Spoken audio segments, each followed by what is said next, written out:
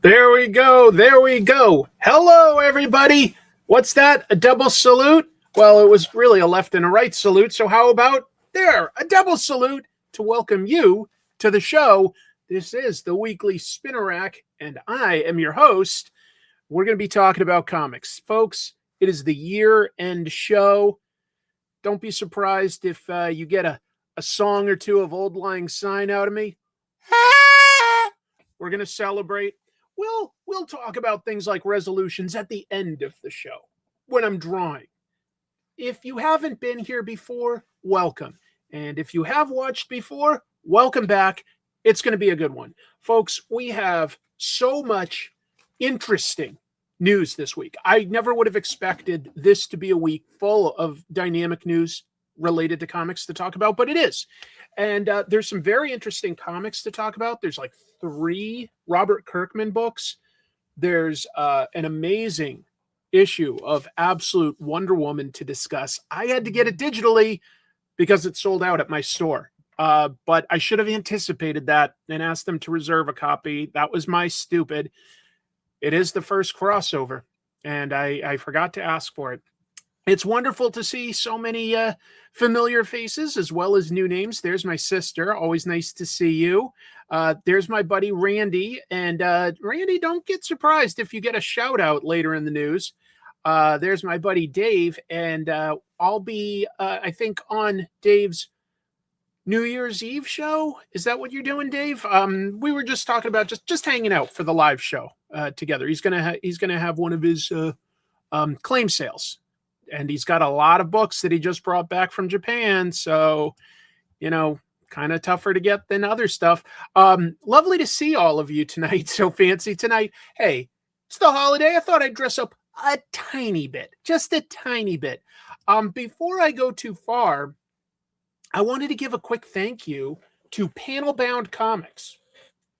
I did an interview with Jake from the YouTube show The Brave and the Boys. And Jake works for Panel Bound Comics, and they basically gave me, folks, this is, I don't know if that's promotional consideration or me just selling out or what, but I couldn't resist. They offered me a box set I have always wanted and never quite pulled the trigger on getting for myself. It is the first 50 issues of Love and Rockets by the Hernandez brothers. And this is a heavy, heavy duty set. 50 issues, Fantagraphics. This is comics history. Love and Rockets is very indie, but one of the first books I ever reviewed on Comic Tropes. And I was very, very grateful. I figured the least I could do is I put a link in this episode description because they gave me that, and that was very, very nice. Panel Bound Comics, what they do, though, is they sell collected editions, trade paperbacks, omnibuses, things like that at discount prices. So it may be something you want to actually check out because you'll save yourself some money. With all of that said, there's such a packed show tonight that I think the best thing I could do for all of us is just get started with the news of the week. Get into that. We're sitting on top of the story of the century here. Put an ad on the front page. Cash money for a picture of Spider-Man. He doesn't want to be famous, and I'll make him infamous. Hi, guys. This is April O'Neil from Channel 6 News, and I am here in beautiful New York City.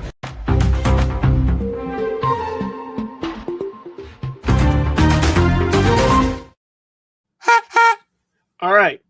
There's me in my Demon Slayer cosplay. Probably seen me in that a lot, huh? Every convention I go... No. That's incredible Photoshop skills, folks. That's what that is. Let's see what we've got up first for news. Kirby Awards. Let me give you a little bit of history as well as a little bit of new stuff, but this is exciting to me. So, there was at one point the Kirby Awards, named after Jack Kirby. I'm actually working, by the way, on a Jack Kirby episode of Comic Tropes right now. So hopefully within a week or so, I should have that. And thanks for the reminder there. Sure, here's a ticker. Here's a ticker so that you know what's coming up. Thank you. Todd, nice to see you. Big fan. So 85 to 87, there was the Kirby Awards. They were presented at the San Diego Comic-Con. But the people behind it was like Fantagraphics, and one of their editors, I want to say Dave Olbrich. Anyway, the editor of Amazing Heroes magazine that they put out. And they sort of got into an argument over who owns the Kirby Awards. So they split. That was the beginning of the Eisner Awards and the Harvey Awards. Both, I would argue, very prestigious awards. But Jack Kirby was like, I'm not getting involved in that.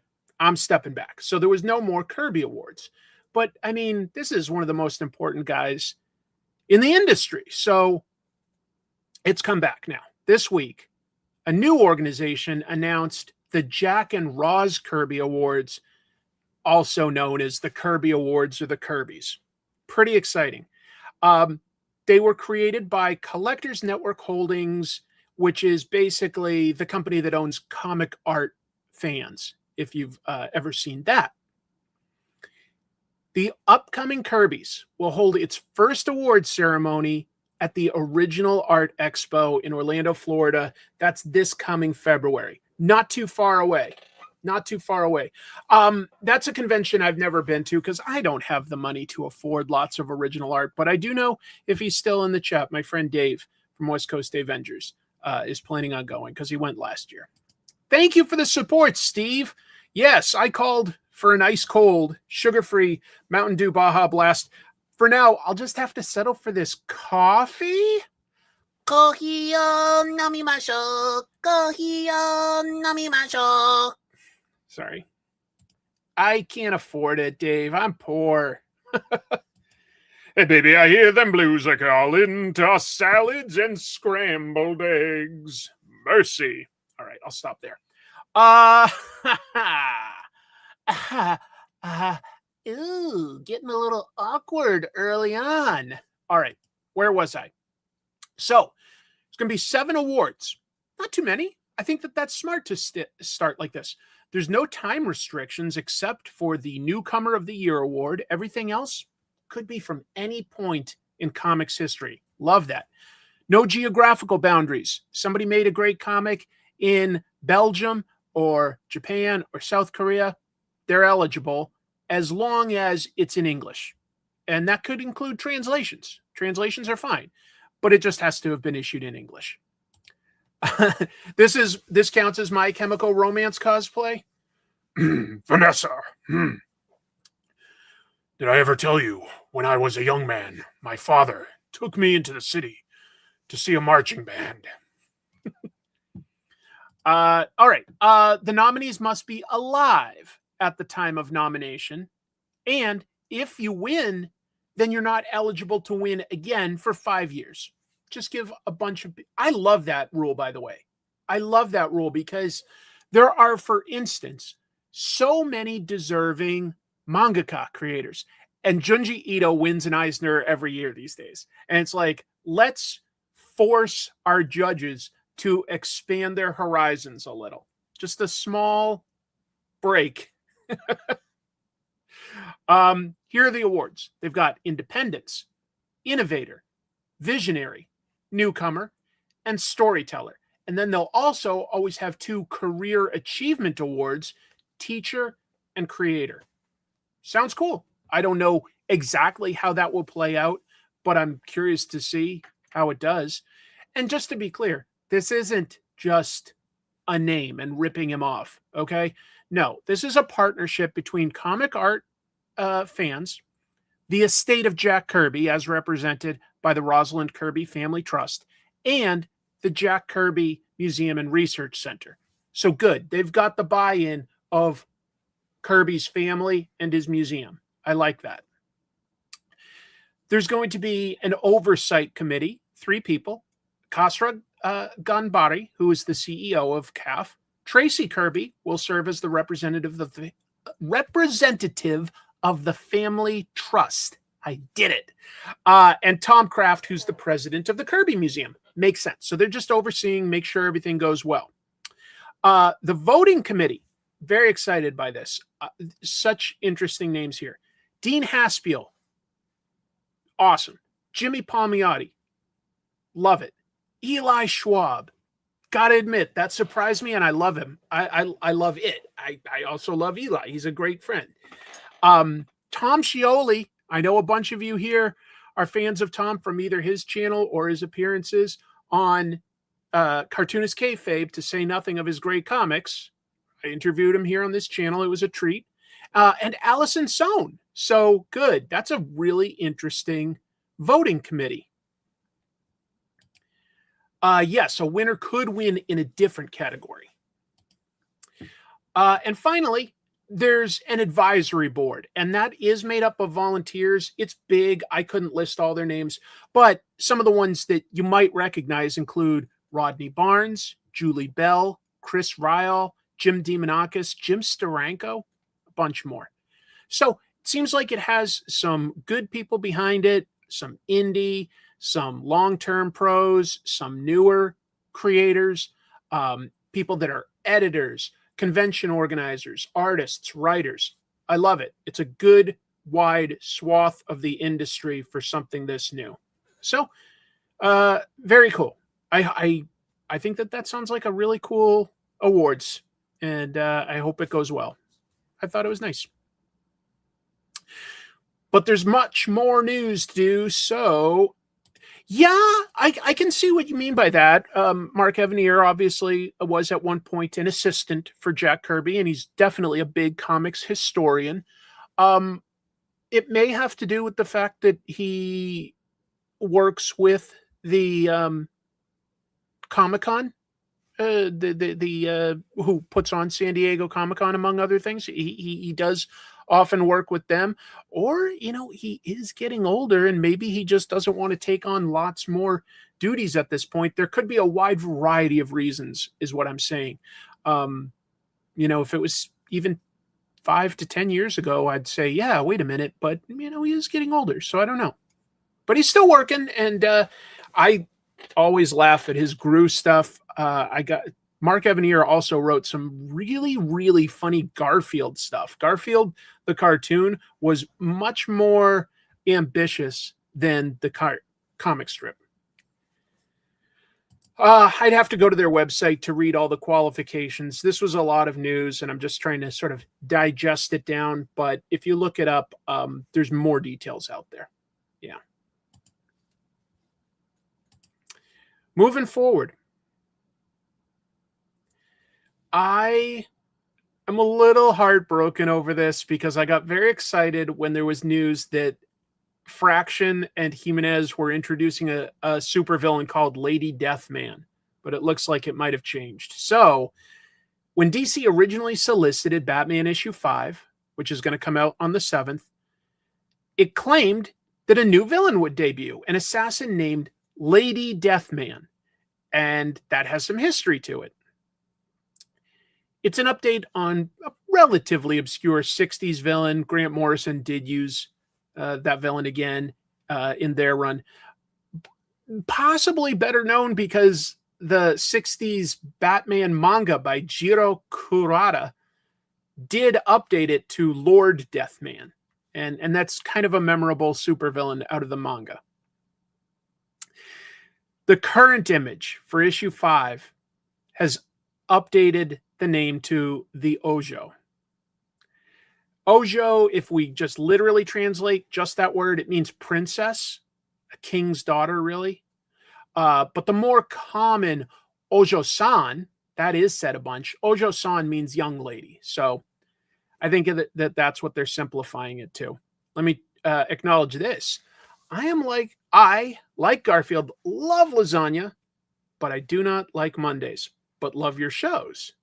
That being said, I devoured Garfield books as a kid. Were ever good? Maybe you're asking, were they ever good? I also got a ton of those. That was some of my first comics, was Garfield comic strips. And then I look back and I'm like, this is very repetitive and not artistically creative. Thank God I got to grow up with stuff like Calvin and Hobbes. That really opened my eyes as to what you could do. So anyway, why would they change it? Well, did DC change the name? Probably so. First of all, this hasn't been issued yet, but this is what is on the solicitations now. Brian Pulido does own a character named Lady Death, and I think that in their zeal for updating Lord Deathman, they didn't quite think of how Lady Deathman is super close to that. That's my guess. Which is sort of disappointing because Lady Deathman is just such a cool, weird villain name. It's tied to a bunch of Batman history. I think it could, if it was allowed to be that, it would introduce people to the manga, the weird stuff from the 60s, Grant Morrison stuff. Like it has a connotation to it that I really wish had been able to stay, but I bet you anything that Brian Pulido's Lady Death, they sort of realize like, oh, wait a minute, that is a little close. I love the Batman manga. I found original trade paperback volume 3 and 4 retail. I also have the collection of it. I love it quite a bit. It's very weird and cool. Yeah. Garfield without Garfield is pretty fantastic. Anyway, too bad that they couldn't keep that original name. It was cooler. Look at this. Look at this thing. That is a thing of beauty. It isn't cheap. Let me talk about it. As long as I'm talking about Batman. So the first official action figure based on Absolute Batman is available for pre-order. It's a 6th scale. It's by Hot Toys. I have many Hot Toys. I love them. Super good quality. Amazing sculpting. Amazing painting. Amazing articulation. It's almost 16 inches tall. Pretty damn tall. Most 6 scale figures are about 12 inches tall. And I know a bunch of it is his ears here, but that is definitely taller than the average Hot Toys figure. $385 for the collector's version. For $400, you can get the special edition that adds a stealth cape, sort of like a wrap around. So it ain't cheap. I might still have to get it. It's so cool to me. This is a limited time release, meaning that they are only accepting orders on this for the next 32 days. Today is the 29th of December. It's expected to ship. It takes a long time until Hot Toys actually produces these from when they take pre-orders. Between October of 2026 and March of 2027, and from experience, I would say it's much more likely to be all the way into 2027. So just keep that in mind if this is your first time potentially ordering a Hot Toys figure. But here's what it comes with. It's got a cowl head with detachable bat ears and 3 types of interchangeable lower faces. You can pop this out. It's a magnet, and it'll have different expressions.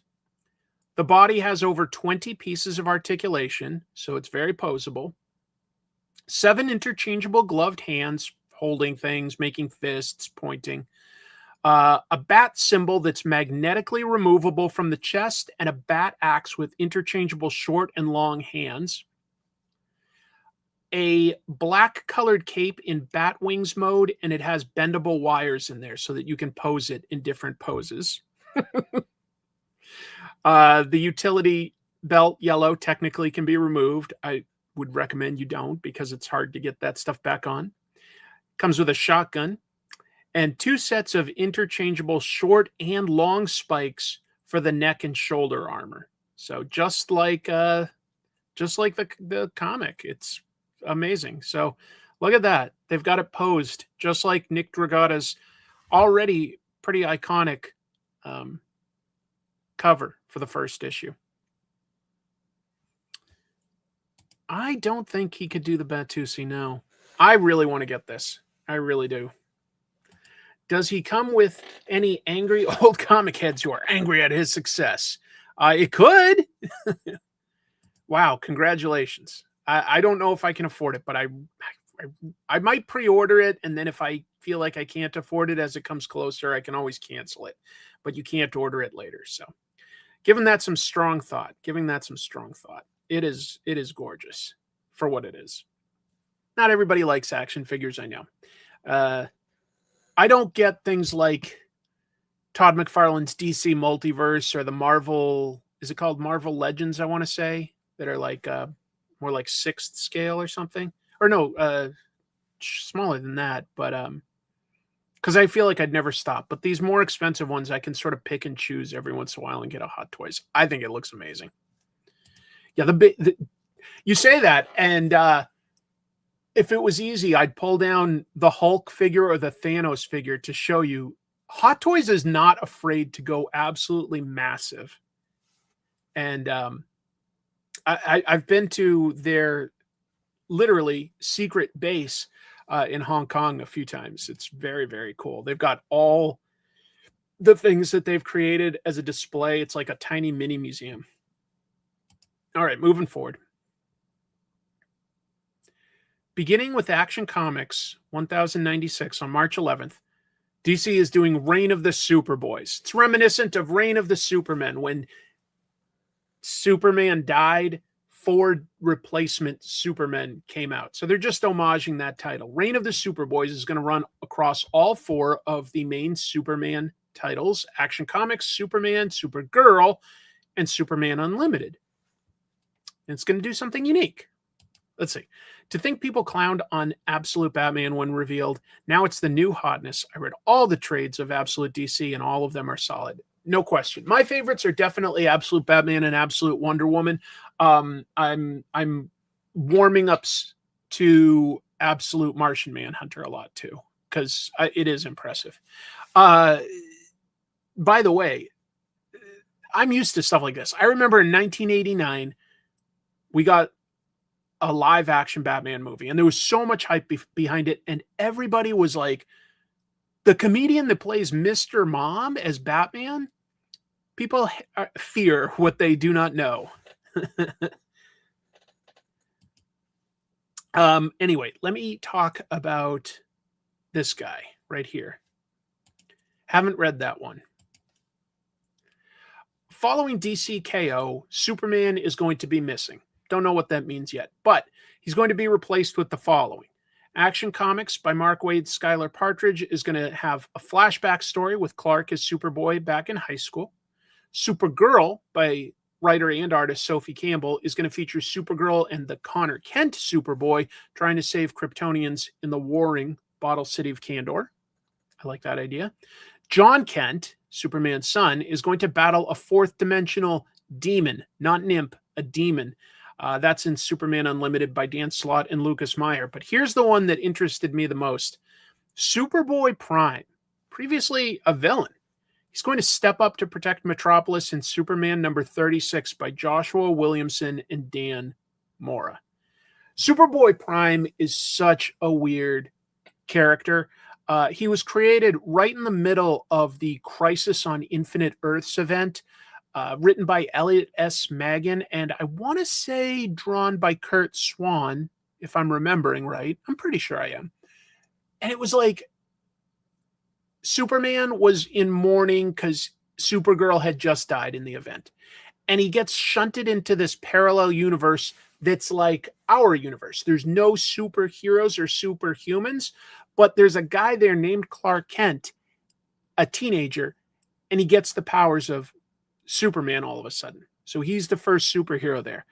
And they have a quick adventure together, and then that Superboy survived the destruction of his Earth when all the Earths were condensed.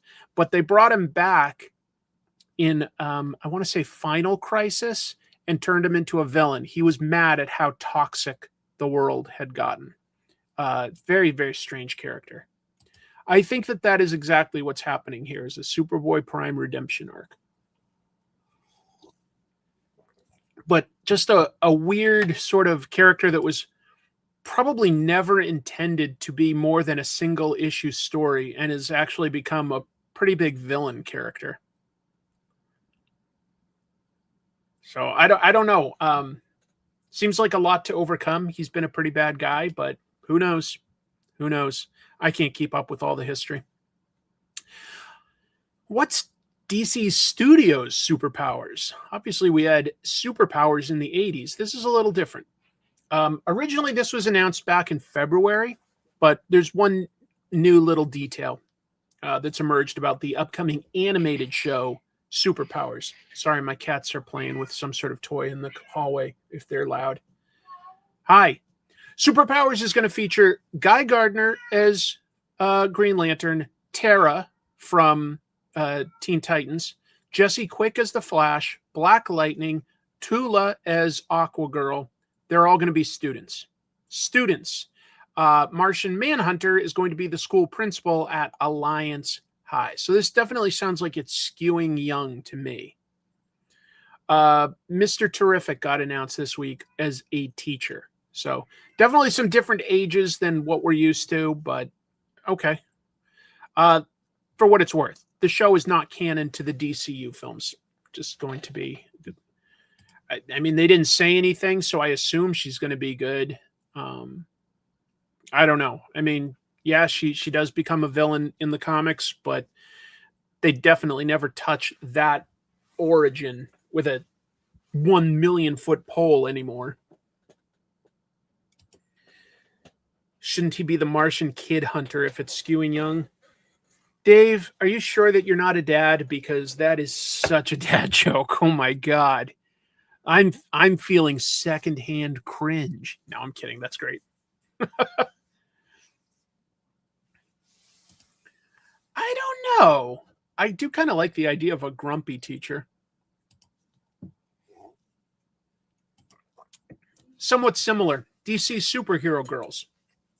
That was originally an animated superhero web series for Cartoon Network back in 2015. It's created by Shea Fontana, Lisa Yee, and Arya Moffley. For the 10th anniversary of the original graphic novel, DC Superhero Girls Final Crisis, there's going to be a new original graphic novel by one of the creators, Fontana, and artist Yancy Labatt. So here's their little, what do you call it, solicitation. It's the 10th anniversary of DC Superhero Girls Final Crisis, and modern-day grown-up Wonder Woman, Supergirl, Batgirl, Harley, Ivy, and Beast Boy have received invitations to the most exclusive party in town, their high school reunion. It has been a while since the group has been together to get together. Oh, it has been a little while since the group has been able to get together, but they are more excited than ever to see their friends again. Who wouldn't be? But this reunion isn't what it seems. No other classmates are present when they arrive for the party. Who could have summoned everyone to Superhero High? What is really going on? Anyway, 160 pages, the smaller manga size, $13, June 2nd. It's definitely a young adult type book. So, yeah. But I remember DC Superhero Girls for a while. I saw comics. I think that there were even Friends style Lego sets for it. I could be wrong about that, but there was some sort of toy line for it. Yeah. So anyway, it's nice that one of the original creators is back. It makes sense to make it for young adults. I get it. Was that it? That was it. I'm going to talk about some absolute stuff now. So this was sort of enlightening, but according to figures shared with The Hollywood Reporter, this was an absolute puff piece, but still some details. The Absolute Universe line of monthly comics has sold over 8.2 million units in total, not counting the December figures, which does sound like a lot. But it doesn't break it down to each issue, like what each issue sold. And I want that transparency. But 8.2 million is a lot. It is a lot. Let me break it down a little more because they gave us something else. They explained that Absolute Batman, the flagship title, makes up around 35%. Now that's close to 3 million of that total. So if we take the other titles and the number of issues that have come out before December, and I guess I should have shown my math. I didn't, sorry. But if you take how many issues came out and you subtract that 35%, 3% or 3 million from the 8.2. What you end up with is very close to about 100,000 copies per issue, which is very good. But it does sort of show you that if we had full transparency, we'd probably see that, Batman is doing very well, and something like Green Lantern or Flash might even be a notch under 100,000. I don't know. It's still very big numbers, and it is impressive. It's just that we're not getting the full picture. We're getting like really broad numbers, and we have to sort of intuit the rest of it for ourselves. Absolute Green Arrow is a horror book. That could be very interesting. That was definitely a surprise what they did to Green Arrow and Hawkman and a bunch of the villains in Absolute Evil. Absolute Evil was a good one shot. It makes me curious. Batman's very high, though. Batman's very high. Very, very high. The first issue of Absolute Batman, it continues to sell well. It's currently in its 10th printing. Absolute Batman #1 and Transformers #1 are both incredible examples of people getting word of mouth and wanting to get in on the first issue. So there is a support for continued reprintings for over a year, which is really impressive. That doesn't happen a lot. The latest issue, Absolute Batman #15, they said had orders of over 300,000. So it started big, it probably dipped a little, and it's gone back up. It's gone back up. That rarely happens, to be clear. That it usually sort of hits more of a plateau at a certain point, but it is going back up. And I haven't really seen a comic have that arc since The Walking Dead. The Walking Dead like sort of went down and then it went way up. Very interesting. We're just talking the monthlies. Just talking the monthlies. The floppies. DC did not share specific numbers, but they also told The Hollywood Reporter their top 5 best-selling issues of the year include Absolute Batman #1, because they keep obviously reprinting it. Batman #158. That was the beginning of Hush 2. It is Jeff Loeb and Jim Lee. I think a lot of us agree that it's not a great comic, but it had a lot of hype behind it. Absolute Batman #15, showing that like it shot right back up. Batman Deadpool, which is also interesting because we know that Marvel's Deadpool Batman absolutely outsold DC's. And DC KO1. What comic holds the record for highest number of printings? I feel like we've talked about it on the show before, and it's not coming to me. But there are some that have been reprinted a lot. I want to say that there's a bunch of indie books like Ninja Turtles and Cerebus that have been reprinted a lot. Yeah, that's a very interesting question, but it's not coming to me off the top of my head. Yeah, Walking Dead 1 has also been reprinted a bunch. Good question, Kevin. Sorry that I don't know the answer off the top of my head. Yeah, fair. If we're talking graphic novels or trade paperbacks as well, it almost definitely is Watchmen because they reprint it no matter what every single year to retain the rights, and they've been doing that since '86. But I think that it's a more interesting question to say like what floppy single issue has enough demand that it keeps getting reprinted. That is an interesting question to think about. That rings a big bell. Johnny the Homicidal Maniac, 26th printing. No, I think that is real. Because I knew it was an indie comic, I think that actually might be the correct answer, Johnny the Homicidal Maniac, because it got distribution in Hot Topic. And so they kept reprinting. It literally might be Johnny the Homicidal Maniac. So thank you for bringing that up. As far as, just issues. All right. So I have blacked out the user because I do not want the user that posted this to get harassed, but I've got to talk about AI stuff. So basically, this week, a Twitter user posted this variant cover for this week's Absolute Wonder Woman 15. And it's done by a digital painter. I'm probably not going to pronounce his name right, a Korean artist named Kyuyong.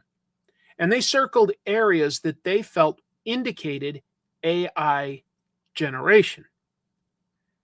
But there was an overwhelming amount of replies and retweets, enough that it made the poster private their account, stop replying, did not go the way they expected, obviously, defending Eom, and noted that it was consistent with his body of work.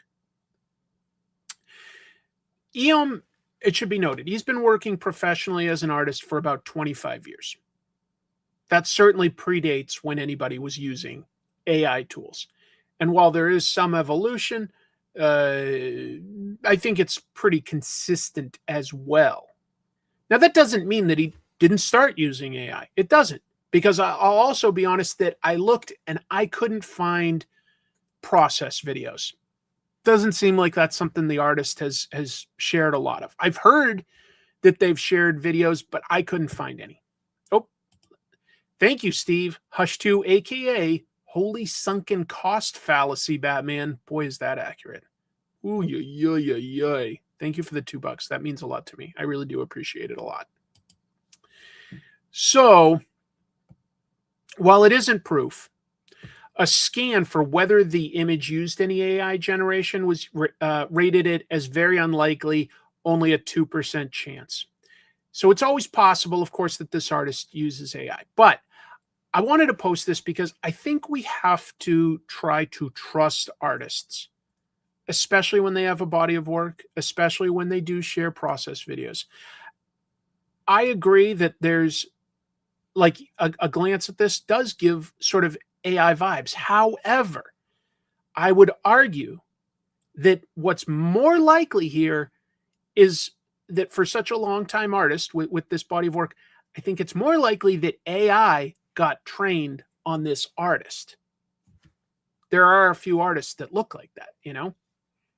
And so, yeah, like AI detectors aren't perfect, but, you know, it didn't find any evidence of, you know, using stuff like stable diffusion or anything like that. And it just said, yeah, there might be a 2% chance. I looked and here's what I think. I don't think this is AI. And I'll tell you why. When I look at when I look at AI, I look for certain mistakes that they do in terms of not getting the symmetry right. Okay. And I would say that the design for, say, the leg armor, I think that that's consistent with how an artist would approach it, and that the AI would sort of change those details. I think it would. I think a lot of these things where they've circled bits of hair curling, I'll be honest, I don't see the telltale signs of AI as like when something just vanishes. It cuts behind something and it stops. I don't see things like that. I don't think that this is AI personally. I really don't. I could be wrong. No, he doesn't post on social media a whole lot, to be honest. Like I say, he's in Seoul, South Korea. I don't know. I didn't see any news sites pick this up. I just wanted to talk about it and say, look, it drives me crazy when I see things that look like it could be AI. Last week, we talked about how it was very strange how from one panel to the next, a character's design completely changed. Maybe that's intentional, like the character is supposed to be somehow fluid, but there's a little bit more evidence there. But I think we have to, it's good to be skeptical, but I think we should be careful when we make accusations, because this is people's livelihood, and I'd sincerely rather err on the side of caution and not accuse someone, even if they did use it. At some point, they're going to screw up. But I don't think that any of this indicates to me, like they even circled like the signature here, like thinking that it was copying somebody's signature. But I looked up Eom's other paintings, and that's absolutely consistent with how he signs his work. So, you know, again, I'm not trying to aim people at this poster, because that's not the point of this. My only point is I think we should be very careful about throwing out accusations. That's all. Well, it's not. Yes, if it was just about trusting a company, I don't care. I don't care. A company is not a person. I'm just talking about a person. Anyway, just thought I'd share.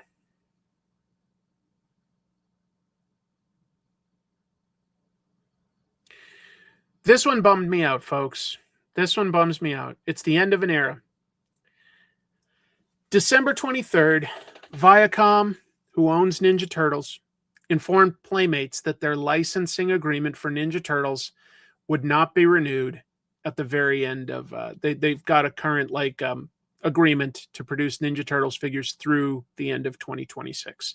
And after that, it's going to go to somebody else who we don't know, but Viacom has informed Playmates it's not going to be them. Why is that a big deal? You know, well, because of the history. Playmates created the first Ninja Turtles action figures, really the first merchandise, unless you want to count the role-playing game. There was a role-playing game by Palladium. But aside from that, you know, it was definitely the first action figures. Now, those came out in the summer of '88. And they also co-financed the first 2 seasons of the cartoon, which began in December of 1987. And that was created, of course, to promote the toys. So without Playmates, we wouldn't have the action figures that we have, and we wouldn't have the cartoon that honestly started a lot of the mainstream public noticing Ninja Turtles. There are some years where this brand keeps Playmates alive. 2023, this is like not a perfect example year. I chose the year where they had Mutant Mayhem, the movie, out. The Turtles license accounted for 77% of Playmates revenue that year. There are other years where it's more like 36% and sometimes even a little bit lower, but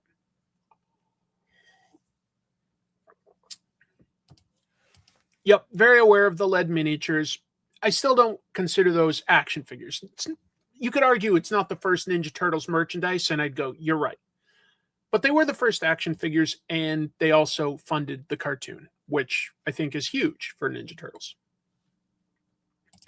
Anyway, yeah, so this license is humongous for Playmates, a Hong Kong company, if you didn't know. While other manufacturers have made specific Ninja Turtles toys, you know, we've had NECA make stuff. I think we've even had I want to say 3-0 made 12-inch tall figures for the Michael Bay produced live action movies. Anyway, Playmates was the first toy maker to make Ninja Turtles, and they covered them through every cartoon, movie, comic, of course, video game. There have been so many iterations, and they created all sorts of weird variations themselves, right? You know, you've got them as farmers and cowboys and dinosaurs. They gave them all sorts of crazy jobs, you know, Air Force pilot, basketball player. They gave them all that stuff. I don't know. It's sad to me because I really do tie these two together, Playmates and Ninja Turtles. I've always thought of them very, very closely. Very, very closely. But yeah, this will be the last year. Maybe we'll get to see them do whatever the Mutant Mayhem sequel is right at the tail end of 2026. I don't know. I have the Donatello one. I don't know if you guys know. I have a big collection of Donatello variant action figures. And not every single one, but honestly, maybe 90%. It's really high. And I do have Donatello as Spock. That's pretty fun.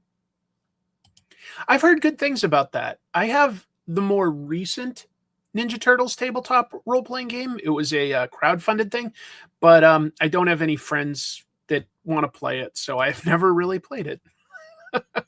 Good. All right. You're good people. Yeah, Donatello is my favorite. Yeah, I think it is. I think you're right. I think so, Randy. I think so. I'm not 100% sure. I'd have to double check. Amazing Grace in bagpipes for Playmates toys.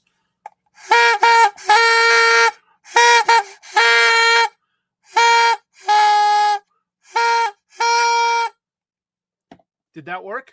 That probably broke everybody's ears. End of an era, anyway. Let's talk about what I have in the thumbnail.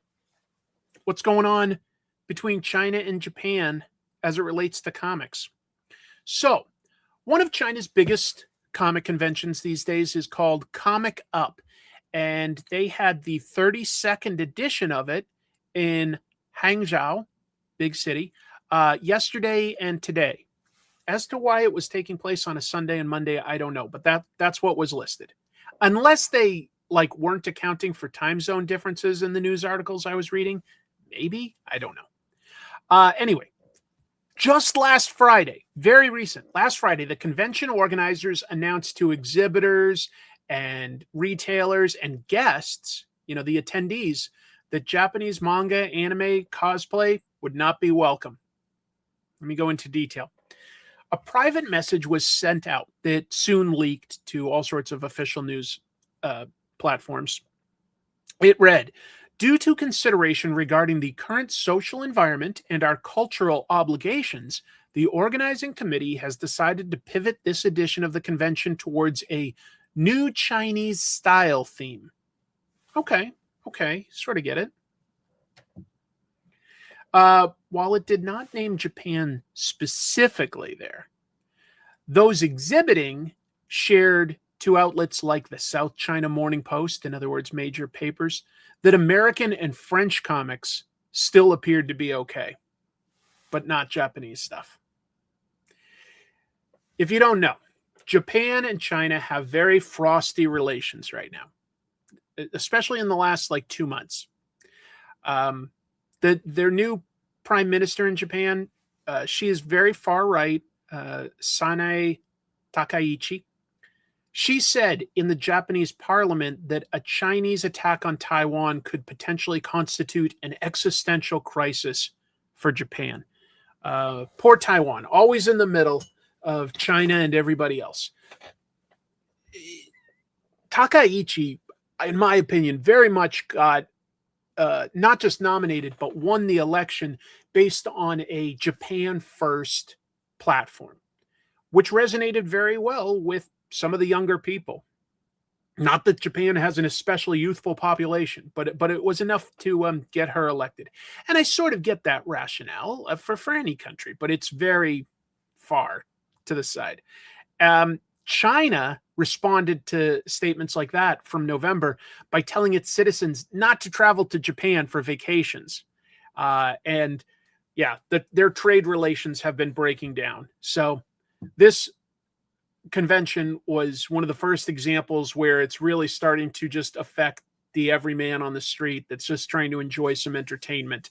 Basically, the implication in the news articles I read was you are not welcome to dress up as, we'll say, Demon Slayer or Chainsaw Man. What anime characters would you cosplay? I don't think that there's many with my whole body type and everything that I could cosplay as, unless they were buried under mountains of armor or something like that. Great question, and I'm open to suggestions. I just don't know. It stinks, by the way, thank you for the super chats. Thank you. It stinks that nationalism is on the rise. Not an American thing. No, it isn't. There's other countries like, I'll say, Poland, that are dealing with nationalism, to an extent that it's affecting relationships with other countries. I live by the code to always be a homie, regardless of background. That's very nice. That's very nice. Yeah, right now, you don't have to cosplay your body. Yeah, but nobody wants to see I don't know, a big fat Chainsaw Man or something like that, right? Oh man, if I could like go in like a Gundam suit and walk around and like light up and have like, a visor come down and like, oh, that would be awesome. But I don't know how to make that stuff. Oh yeah, no, it's true. Japan has a history of nationalism that is, I think you can look at it historically and see that it's hurt them as much as any gain. But yeah. It's not about Nanking, the Communist Party, just like to keep the hating, to continue to keep Chinese patriotic. Yeah. Basically, EJ, and it's always nice to see you. It's too bad. China uses Taiwan as a tool. They're just the other that they get to crap on, claim that they own, and it's a mess. It's a mess. Go for Anya Forger or Okarun. I would say it would be very fun to dress up in like Kaneda's jacket. It would be very fun to go as, I don't know, like the Doctor in Monster by Naoki Urasawa. I could do a killer Chun-Li. Jackie Chan did a great Chun-Li, so maybe.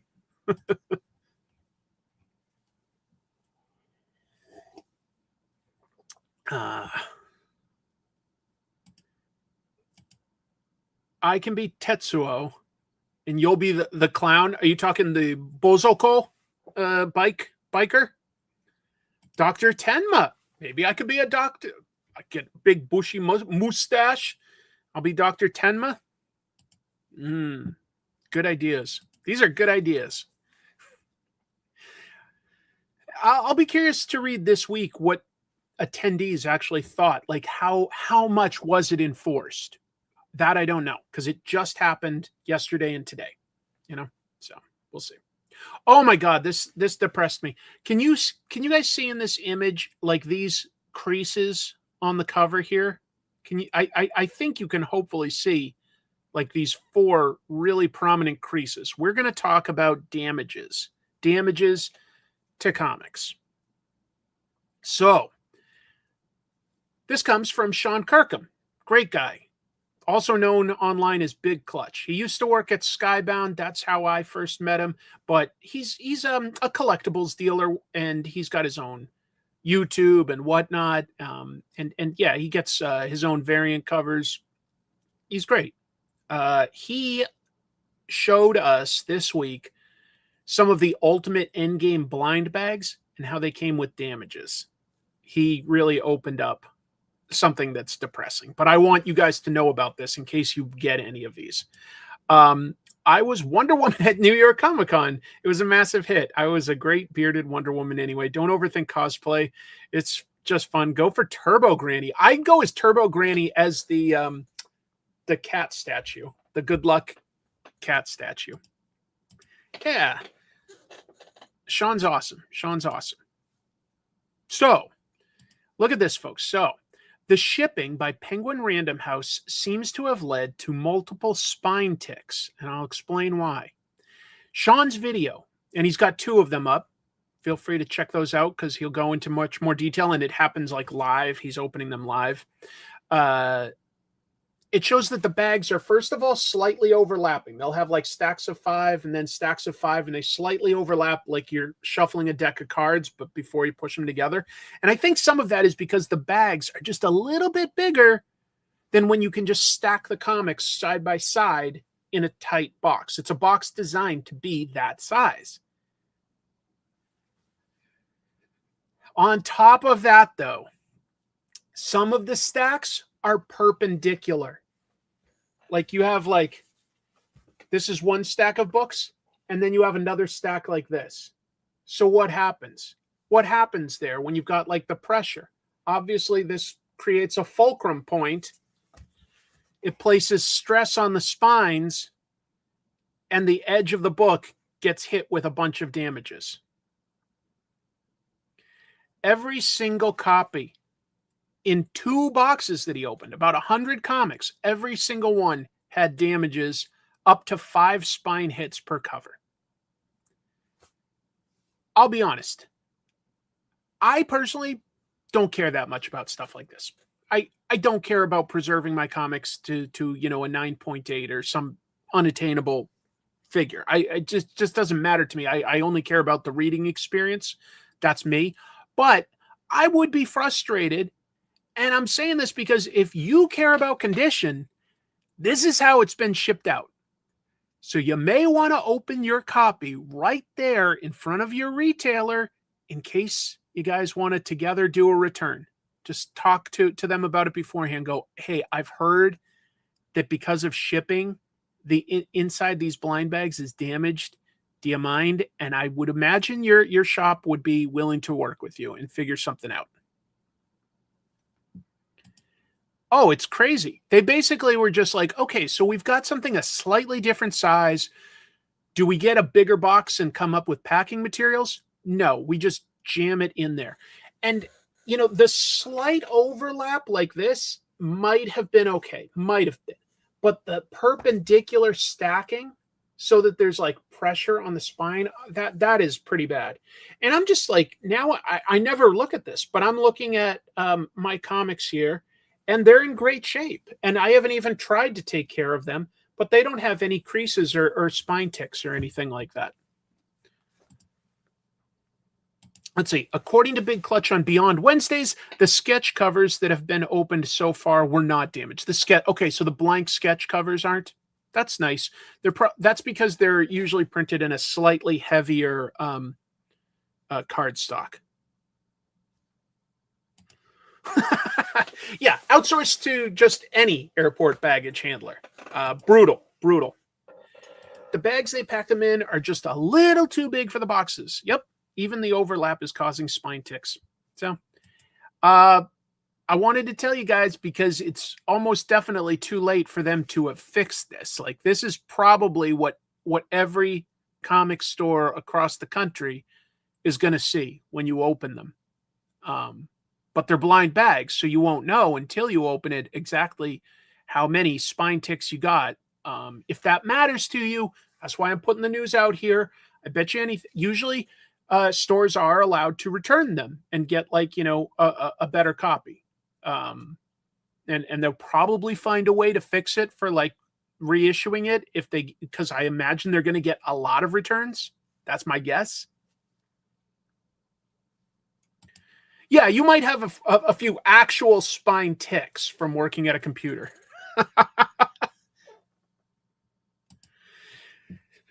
Just wanted to share it. It's a bummer. This is just a fun little thing. Marvel's continuing to make comic books that are supposedly authorized by the Future Foundation, the Fantastic Four's, organization, and they're set in the MCU universe. Like, I think it's Earth 828, based on Jack Kirby's birthday, right? What they're going to do now is they're going to issue 4 comics under the First Foes banner, and it's going to relay the in-continuity battles that they've had with some of their most famous enemies. Issue 1 is going to come out in March. It's by Dan Slott and Mark Buckingham. He drew the first thing, Fantastic Four First Steps origin against Mole Man and his moloids and monsters and stuff like that. Anyway, it's going to introduce the MCU version of the Mad Thinker, one of their enemies, the Mad Thinker, who is basically just a guy really good at creating robots. The cover seems to imply that it's going to feature his most famous robotic creation. I think that this is a take on the Awesome Android. I could be wrong. The Awesome Android in the comics has like that rectangular lumpy head, but I look at this and I go, I think that that's a take on the Awesome Android, who can adapt to, have other abilities. Each comic is also going to have 2 pages by Ryan North, who writes the monthly Fantastic Four book. And it's going to be called Fantastic Science. It's said to be a science lesson hosted by Reed Richards. Fun. Some new Scott Pilgrim art. I like that. I'm a big Scott Pilgrim fan. Scott Pilgrim writer-artist Brian Lee O'Malley posted, honestly, a bunch of Christmas-themed art to his Instagram this past week, including this one, which is a tease, as you can see in the bottom right here, for Scott Pilgrim EX. I don't know if anybody here knows about Scott Pilgrim EX, so I'll explain. Scott Pilgrim EX is an upcoming side-scrolling beat-em-up game. It's a type of sequel, they've said, to the animated series Scott Pilgrim Takes Off. I hope you got to see that, because that was new Scott Pilgrim, if you didn't know. That was not another adaptation of the comics. It got the whole original live-action movie cast to redo their voices, but it's a brand new Scott Pilgrim story. It's basically sort of like an alternate take on it, or it doesn't quite deal with multiverse, but you could think of it as like another universe. Yeah, that one was too hard. I used to play that too. This is only the second Scott Pilgrim video game.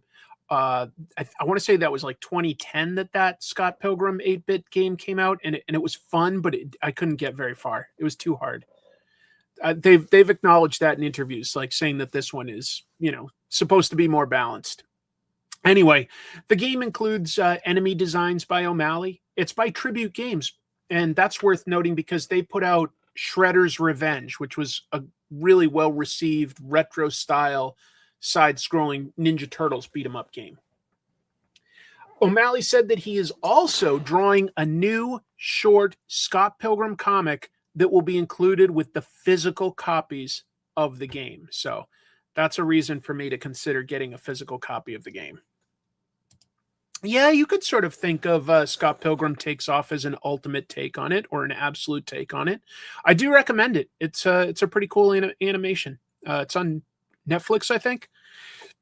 I think it's already been 2 years that it's been out. That happened fast. The game is expected to release sometime in early 2026, so sometime in the first quarter. I'll probably pick it up. No, like, when you get a video game at like Target or Walmart or GameStop, like in the box. It's going to be created for all the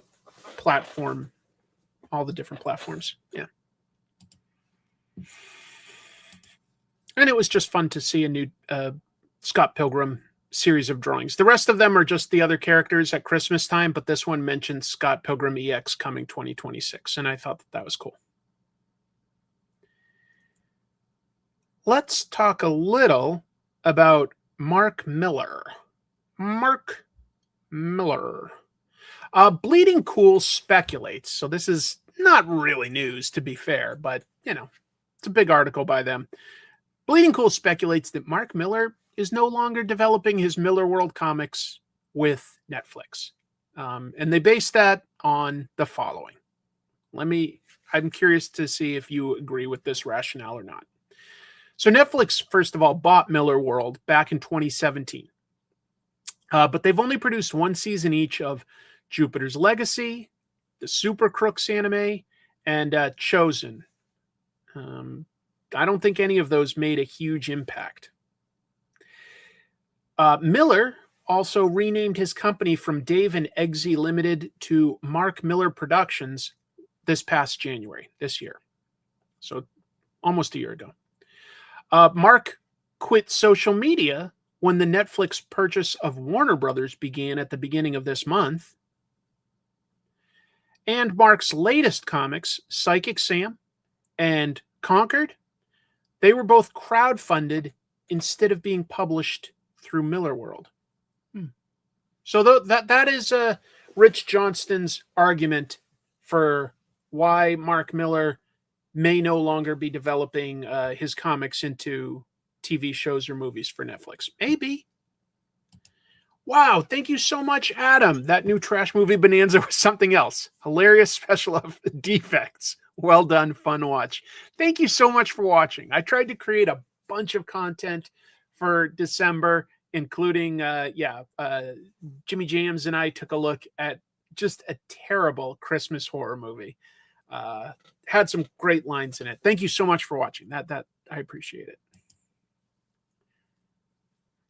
Yeah, I'll be honest. I never tried Super Crooks or Chosen because I tried Jupiter's Legacy and it just looked cheaper than like a CW show. And I was like, I thought Netflix had money. So I didn't care for it. I don't know. I think that there is a really good chance that he's done collaborating with them. It just didn't really go anywhere, you know? But I guess it's been a little while since one of his things was adapted, right? I mean, I feel like the closest would be, I think that movie Argyle was said to take place in the Kingsman universe, the shared universe of Kingsman, but I could be wrong. Super Crooks is worth the watch. Okay. Well, that's, I think, the rationale, if I didn't spell it out. He was thinking Millar quit social media because people would be asking if he was going to work at DC, and he didn't want to say that his Netflix contract had expired. That's possible. That's possible. Bubes.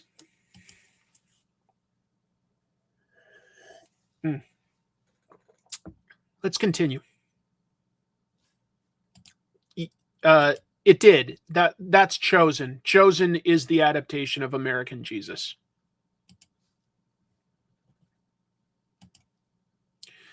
La Grande Off. What do you think of my pronunciation? Subarashi. With the yearly Angoulême Comics Festival officially canceled, the local French government has stepped up and they announced a replacement. They're calling it La Grande Off. And that takes place on the same dates that Angoulême was going to take, January 29th to February 1st. What is it? Off refers, usually at Angoulême, they call off the events that are sort of off the official schedule. They take place during the festival around the same area, but they're not technically part of, they weren't organized by the official organization, right? It'd be like if I held a panel at a Marriott hotel in New York during New York Comic-Con. It's like, yeah, it's available to comic book fans, but it's not officially put on by New York Comic-Con. So this year we'll have a lot more than usual. Usually they just have a handful, but this year they're going to have 113 different little events across 15 venues, and then more throughout other towns in France. They're encouraging other towns to participate. The events are primarily put together by artist collectives, and they include things like approximately 60 different publishers at the Chez Magellis, which is home to the Comics Museum. The Cosmopolite Bookstore has announced they will host 97 creator signings. The town of Angoulême is still expected to struggle without their big annual event. The mayor has released €500,000 to bolster local businesses. Mike, nice to see you as always. The Office for Fun, who did the smash hit Electrica Salsa. Yeah, of course. That's definitely what it refers to. Ideally, France wants to get people to do the biggest electronic salsa dancing group that's ever been assembled. That's what they want. Was that it? That's it. You know, good luck to the people in France. I hope that these events are fun. They've already created a couple official flyers and stuff. You know, they're putting this together fast. It's basically just signings and little showings as compared to fully thought out, you know, art shows, exhibitions, sales.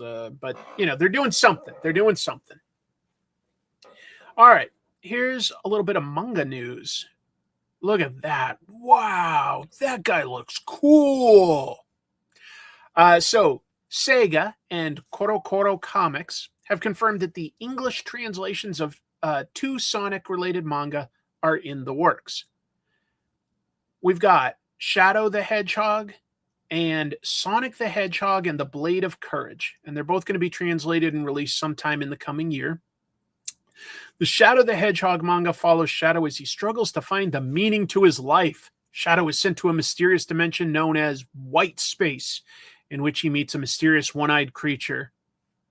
No comment. Who promised that Maria could be brought back to life as long as Shadow found the 3 wishing orbs. Well, maybe if you hit up, down, left, right, BA start, maybe it'll happen.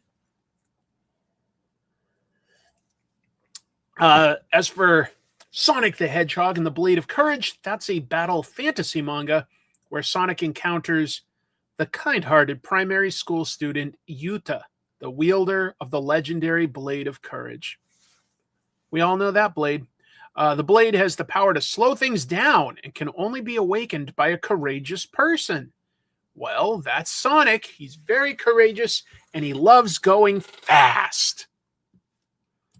I did make a completely uninformed, intentionally so, episode about the Sonic comics because they'd been going forever. They still are, although I think they rebooted. And I don't know anything about Sonic lore. I had played the first 2 video games, and then I have now seen the live-action movies, and that's the extent of my Sonic knowledge, which is not very much. Ten Dance. Do you guys know Ten Dance? I didn't really know Ten Dance, but Ten Dance is in the news. So, released December 18th, not that long ago. Ten Dance is a live-action adaptation of the Japanese manga, technically Boys Love manga, by Sato Inoue, following 2 rival ballroom dancers consumed by passion and desire as they train for a prestigious competition. For the week of December 15th to 21st, Ten Dance ranked 4th on Netflix's global top 10 non-English movies. 2.6 million views, 5.5 million hours viewed. Those are impressive stats, is all I can say. Good for them. The manga has been going since 2012. Kodansha has translated 7 Tankobon volumes into English so far. The story. We've got Latin dancer Suzuki Shinya and standard ballroom dancer Sugiki Shinya. They have the same last name? Same first name? I didn't realize that. They decide to compete in the 10 dance competition of 10 dance styles, and they train each other, falling in love a little along the way. Anyway, it's been a huge hit, and that's kind of cool. Maybe it'll introduce some new readers to manga.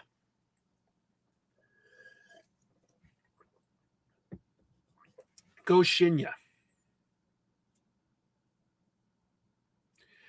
And here's an upcoming indie thing that caught my eye this week that I backed. Holiday Spirits Monsters. It's got a lot of monsters. Frankenstein, Dracula, Spring-Heeled Jack, Baba Yaga, Koschei, Mummy, Krampus, Phantom of the Opera. Tons of monsters.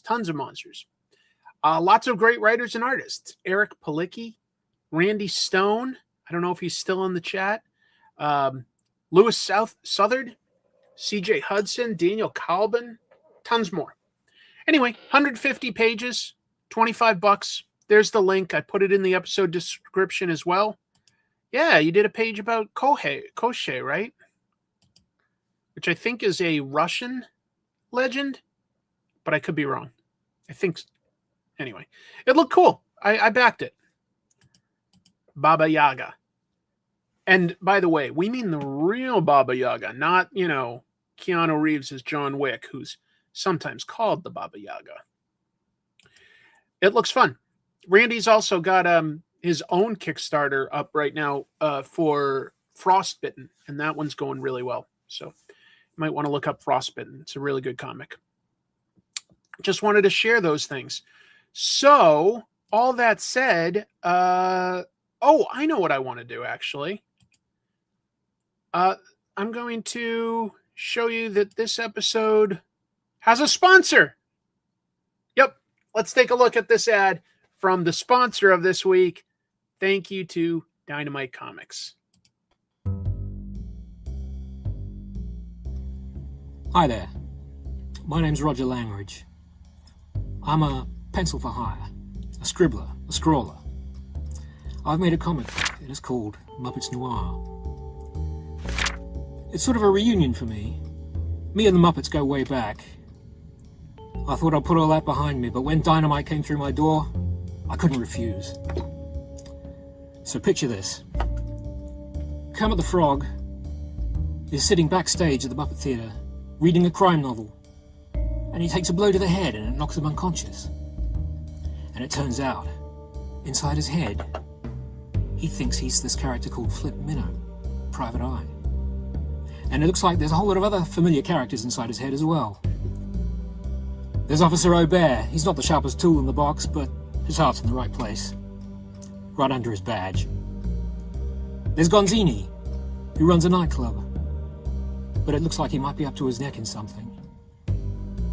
Chickens, that's what it is. He's up to his neck in chickens. And there's a pig. Of course, there's always a pig. Am I right, or am I right?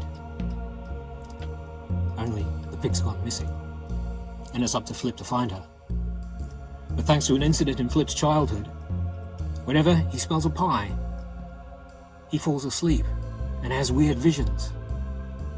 The whole world seems to turn into a song and dance number. It always seems to happen at the worst possible moment as well, just when he's onto something. I guess that's why they call him the Snoozing Sleuth. It looks like the first issue is coming out in February 2026. You'll be doing yourself a favor by going to your local comic shop and picking one up. See you later.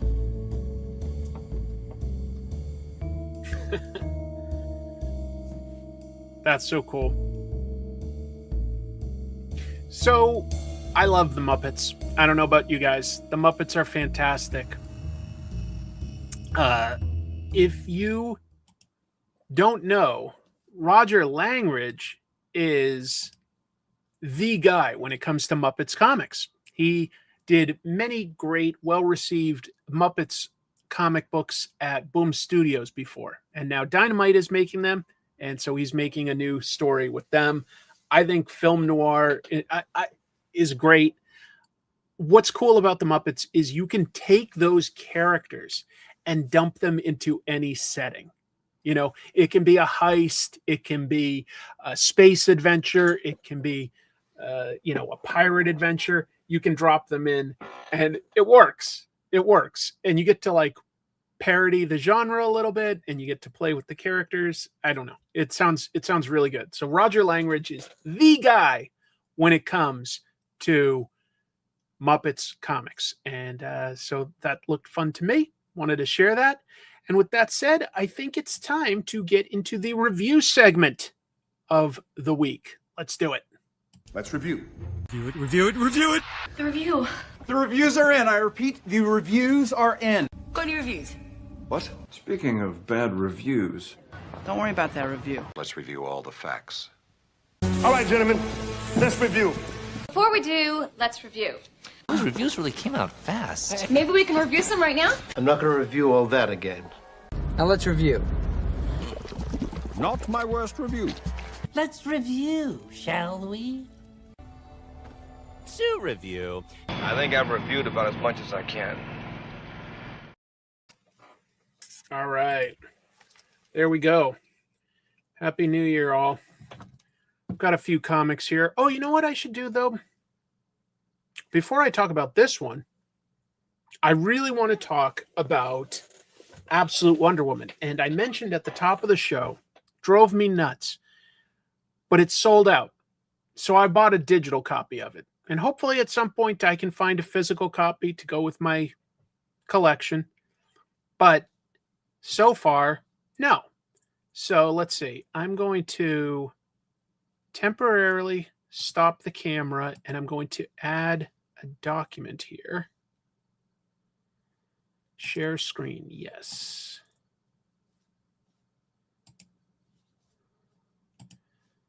There we go. Okay, so yeah, number 15 is out. And I just wanted to highlight a few pages that really, really impressed me. So issue 15 of Absolute Wonder Woman is by the regular team. Kelly Thompson writing, Hayden Sherman on art. And I've talked about this in other episodes, but I think it bears repeating. Look at how clever some of these layouts are. This layout in particular that introduces Batman to the Wonder Woman comic, obviously the panels are structured to be reminiscent of that sort of bat symbol that's also an axe. It's not a one-to-one, but it's obviously very reminiscent.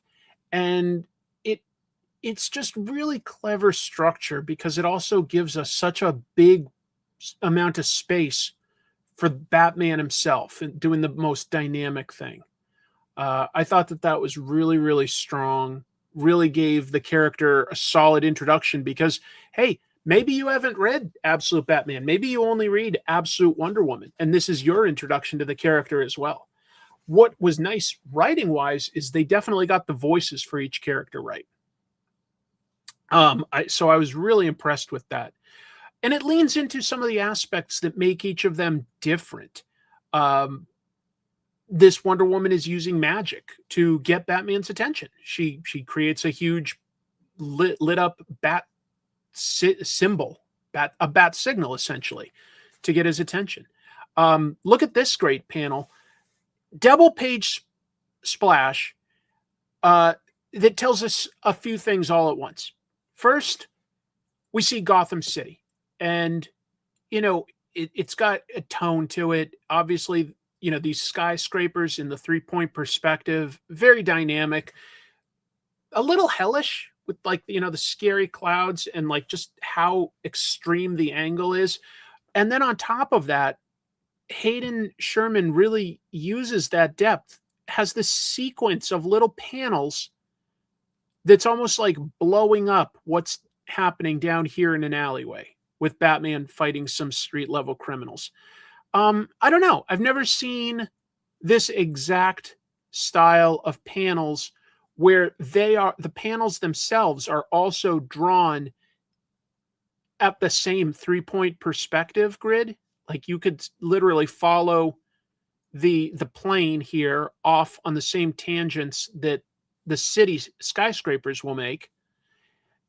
And then it just sort of guides the eye down, down, down, down, down. Very interesting, very dynamic.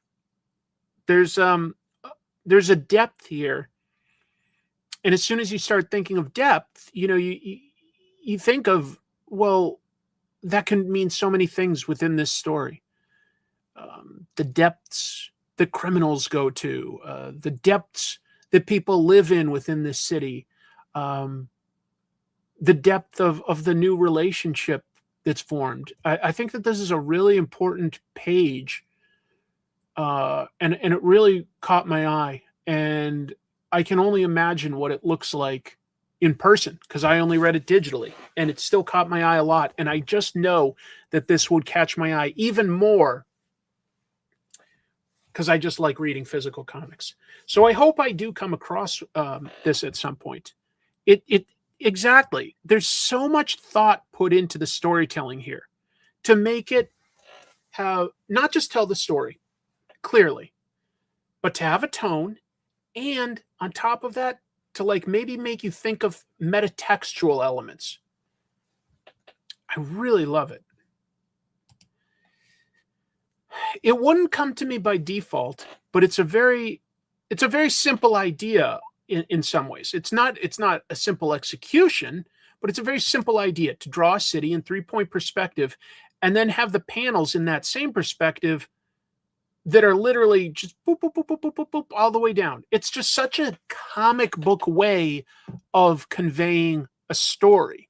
You couldn't do this exact same thing in film or audio or a novel. You could describe some of the ideas here, but it wouldn't have the same exact impact. So I'm very impressed with it.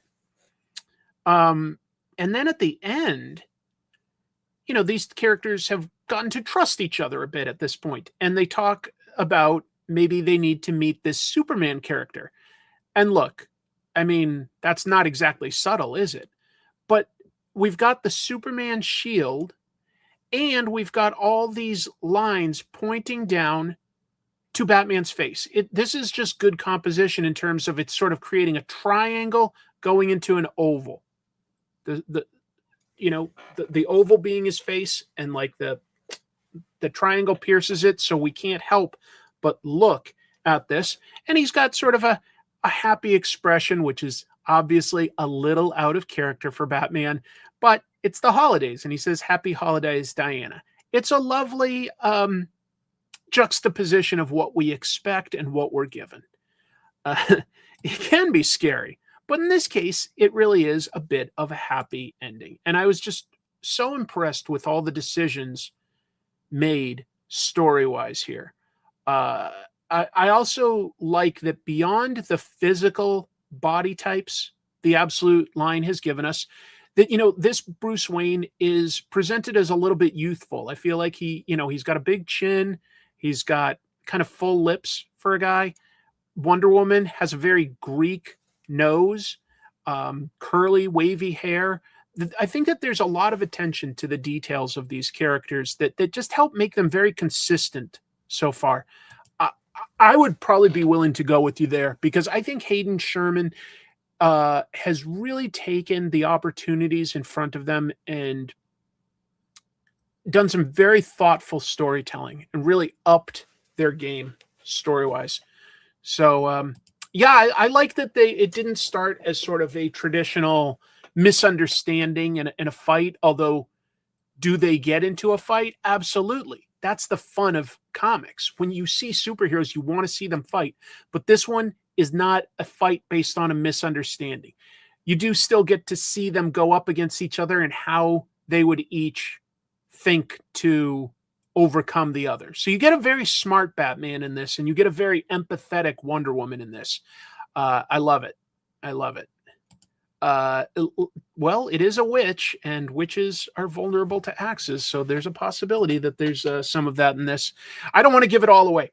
I was just very, very impressed, and I just liked having that.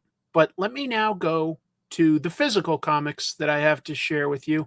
I'm going to load an extra camera here, and we'll do this, right? Let me move things a little.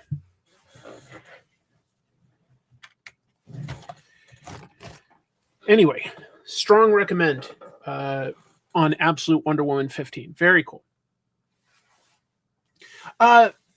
First book that I have physically in front of me is issue 4 of Skinbreaker. I've said before that I do think that Kirkman is upping his game for how he's approaching making a character deeper, sympathetic, and also trying to distinguish some of their verbal patterns from each other. And I think that this and Battle Beast are two great examples of Robert really putting some thought into how he has his characters talk. At the same time, I think what we really need to acknowledge here is that this is some of David Finch's most detailed and exciting artwork. It's incredible. This is really something special. And I say that as somebody that, as I've gotten older, lots of detail doesn't necessarily impress me. The underlying structure does. But when you have a good underlying structure to the composition of the page, the angle of the actual panel, the gesture and anatomy, a little extra detail can go a long, long way there. This is a gorgeous looking fight. This is a gorgeous, gorgeous book. A truly scary opponent. A tribal chief who's like, our lead character, but now he's kind of older. He's not as strong as he once was. And, but he still just wants to help his village with education. And he's talking about how they've evolved and they shouldn't have to resort to their old fashioned ways of might makes right. It seems like a simple idea, but this is an early culture that's just starting to explore using more technology, than they've had before. It's a really interesting idea to see an emerging civilization and the struggles they would probably go through with, people rejecting these new ideas that they can't all wrap their head around. So it would be hard to trust making traps for animals and making, I'm trying to think of the term I'd use, but irrigation and stuff like that. And if you're sort of a guy who's only maybe at most half a generation into a society using that, it would be very hard to trust that. You know, you don't understand it all yet. But that's the benefit of this main character, Enoch, and, you know, just being a wise chieftain and seeing forward. I like that he makes some decisions that would not really be accepted by his culture here. He's supposed to fight to the death against this guy. But he really doesn't want to die, not because he's so selfish about his own life or his relationships and stuff, but because he truly feels that there's more that he can give to his community. And I like this, that he just uses his cleverness to, you know, sort of temporarily blind his opponent, and he runs away. He escapes. And at first I was like, oh, he's just going to be hiding for a second. No, he legit runs away and is essentially branded as a coward.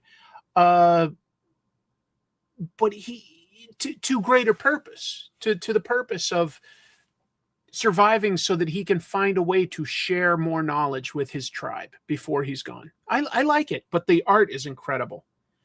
You know, when you draw splashing water, that's never a super easy thing to represent. It really isn't. You have to have a lot of thought placed into all the different positions that something like liquid is taking. You know, you've got to have the effect of it bouncing off of things, and you've got to have the effect of gravity so that you show a weight to it all. It's a lot of thinking. It's not just a couple quick little squiggles that you can do lots of shortcuts for. So I admire it. It's a nice cover. It's a nice looking issue. I really enjoyed it. It was a strong read. Put this to the side for a minute. So that was Skinbreaker. I won't talk quite as long because, look, there's 2 more books that Kirkman put out this week. Void Rivals and Capes. Void Rivals is probably a bigger challenge in a lot of ways than the Transformers or G.I. Joe books because it's almost all new characters, and you're asking people to have an investment in these characters without the history behind them. That's a tall order. One of the things you can do to make it interesting is tell the story dynamically. And there is some great action in this. And the other thing you can do is lean into the fact that it's a shared universe. So you get to have cool moments like the Quintessons emerge, which were big villains in Transformers Season 3 and the movie. I think that getting Andre Bresson as the new artist was a strong move.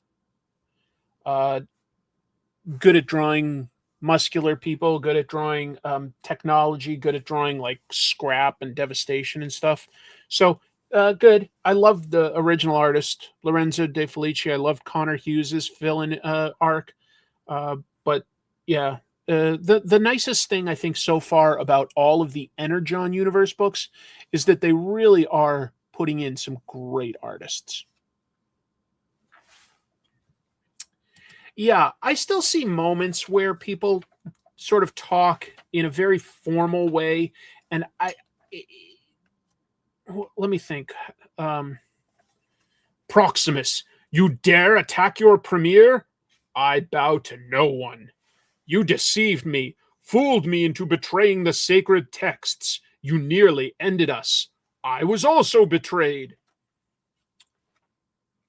If you're in a fight, I feel like people would probably talk a little more casually than that. At least contractions. But some of the other stuff in this, I do feel was very realistic. I liked this guy is called Derek, and he's talking to his hand droid, which is a great little name, who's slowly developing his own artificial intelligence. And I mean that in a good sci-fi fun way. I also got a big kick out of this war minister charging in to talk to his premier and saying that he has no respect. But then they're giggling because it turns out they're brothers. They're just giving each other a hard time, and they do get along really well. It's fun. It's fun. I'm curious to see part 2 of 6, where I get to actually see the Quintessons. So far, it's just their ship and the reaction of the people that are there. It's a decent setup, but I do want to see what comes next. It's interesting. I think the funniest thing about Capes is just all the weird background details that artist Mark Engler hid in this. And some of them are a little dated now because this book, came out, 15 years ago or something? For instance. And if you don't know, Capes is all about superheroes that do this as a job, like a 9-to-5. They punch in, they get benefits, they get paid, but it's a job. So it's a little bit funny. Bolt stops to get some ice cream, and this is absolutely, I think, supposed to be Dave Johnson, the artist, the comics artist, because we've got a drink and draw social club up here, little ad, and that's a group that he participates in. We've got people driving through New York City, and it looks like the play that's getting advertised, the Broadway play, is Louie. Yeah, that's a reference to The State, the old MTV sketch comedy show. That's Ken Marino as Louie. I want to dip my balls in it. It's these are deep pulls, but it's funny. Or the fact that the leader of this organization, Big Brain, has a marketing guy who just is Ali G. And I don't think any of us think about Ali G that much, but back 15 years ago, they did. Anyway, the story itself, it doesn't date. It's funny. It's legit funny. It's got all sorts of crazy supervillains. It's got clever superheroes. Like, for instance, 2 different good guys are fighting 2 different bad guys, and Bolt is just smart, and he tricks the 2 bad guys into fighting each other instead of having to fight them himself. It's good. The art is all revised, recolored, lots of redrawn panels. It's funny. It's so good. I love it. I love it. This is the final issue of Trinity, Daughter of Wonder Woman. Belen Ortega just gives us such an expressive series of characters. In this one, the oldest version of Trinity, right? Yeah. An older teenager has gone back in time to save this corgi. That doesn't really matter. She gets to meet her father, Steve Trevor, on the last day that he was alive. And it's just very emotional and sweet and funny too, but yeah, very cool. I don't know how Tom King can write teenagers so convincingly, but he does.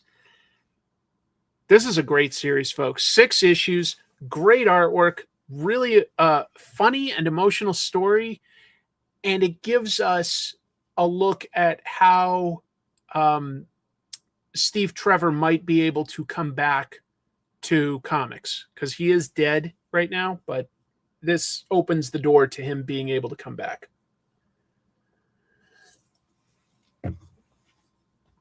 Just some short short reviews. I didn't have this in my pull list, but the guy at the comic shop recommended it.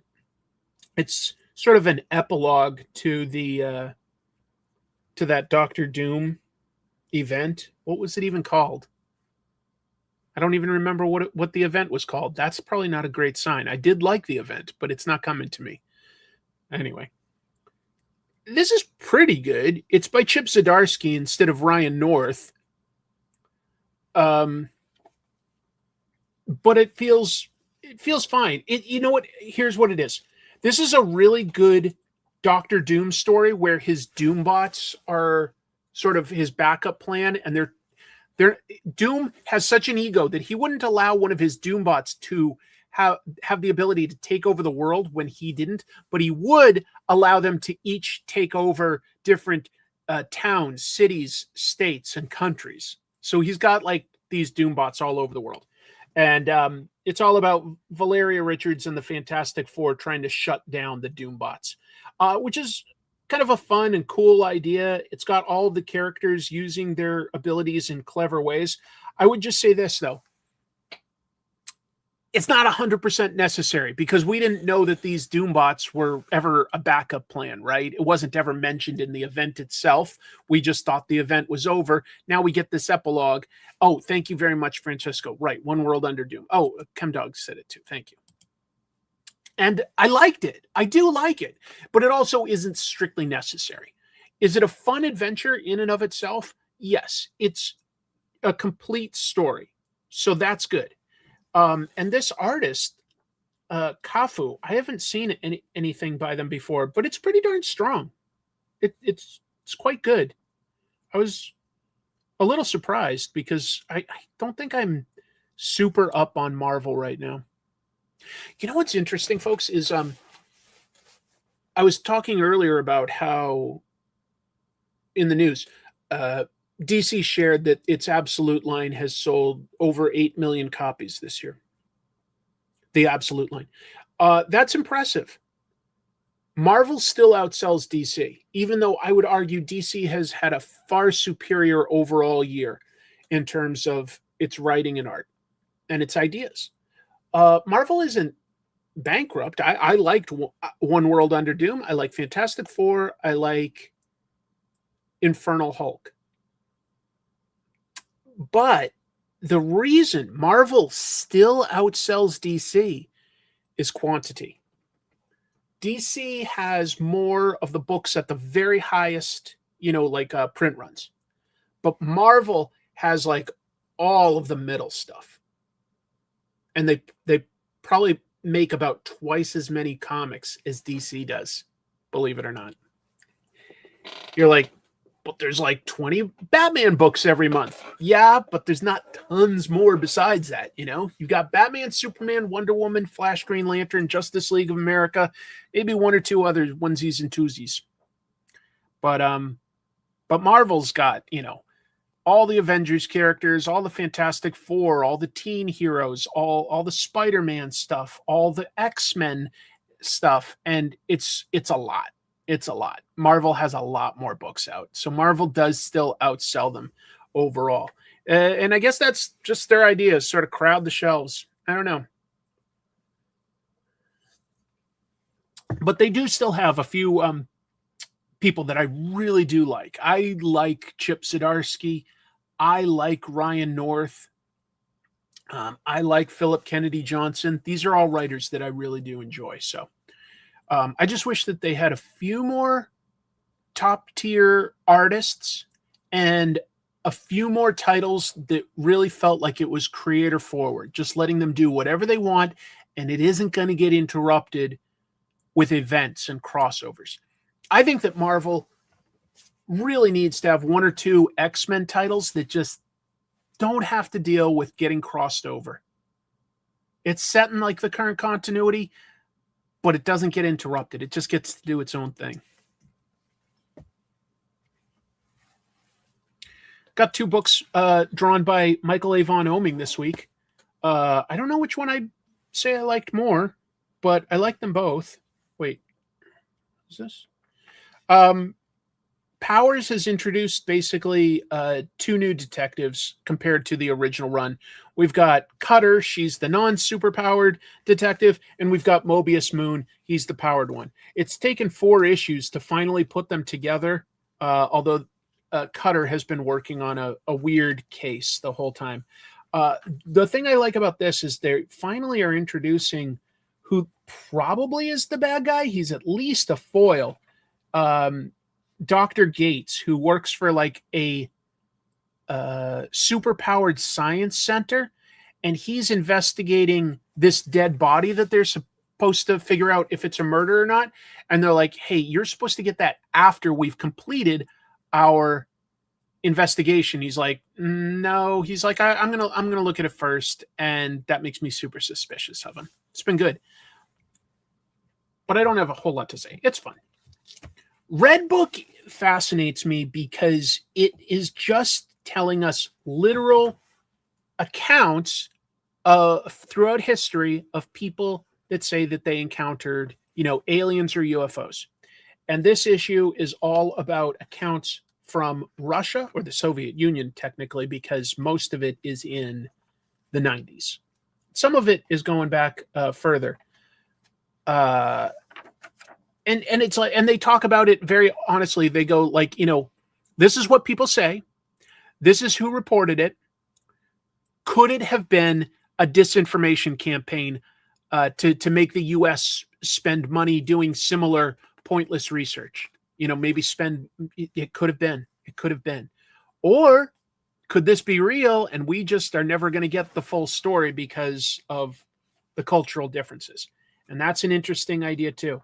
Great art, creepy, really creepy. Michael A. von Oming probably has to imagine quite a few different ways to represent, phenomena in the skies that people claim to have seen. But of course, there's no actual footage or anything. And so like he's having to use his imagination and just hint at some weird ideas in here.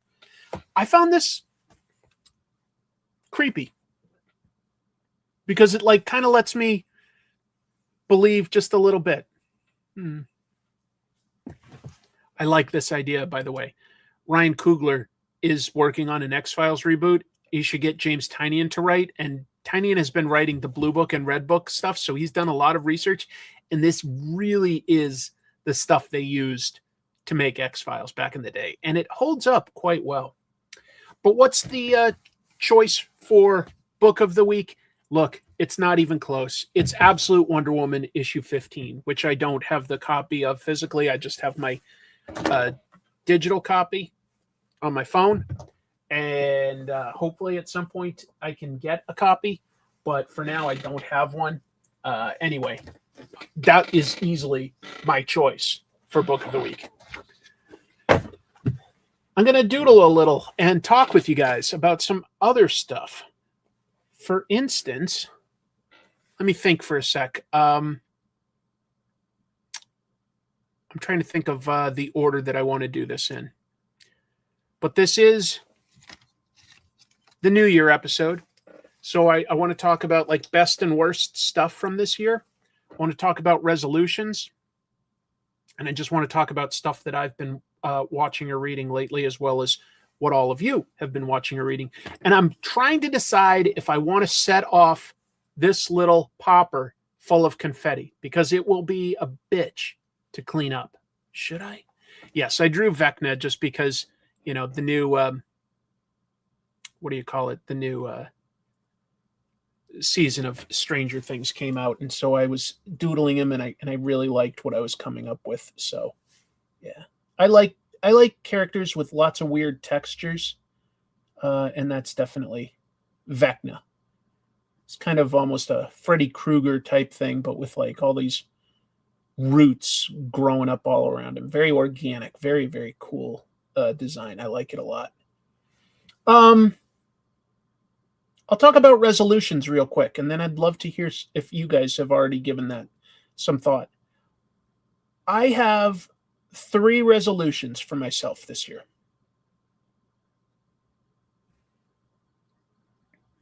One, I want to lose weight.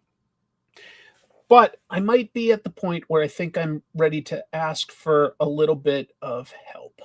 And because I am technically diabetic, and I've been just trying to guide my health with, eating right. I've done like all sorts of exercising in the past.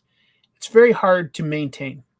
I have several family members that use some of those Ozempic or Zepbound or Manjaro type things. I'm diabetic. I am giving some strong thought to having a discussion with my doctor about whether it might be right for me to try some of that to curb some of my impulses. Like I'm just so hungry all the time, and it's very hard to just portion control. It's very hard for me, very hard. Sometimes I'm good at it, and other times I'm quite weak at it. So it's something I'm thinking about. But I definitely want to, and that's a common one, isn't it? to control our weight. But that is something I'm giving a lot of thought to, folks. A lot of thought. We'll see. I would go back to insanity potentially. There's probably a chance, but I don't know what kind of a story it would be. Anyway, so weight though. Weight is one. The second, I do want to put out a comic. I've talked about it before.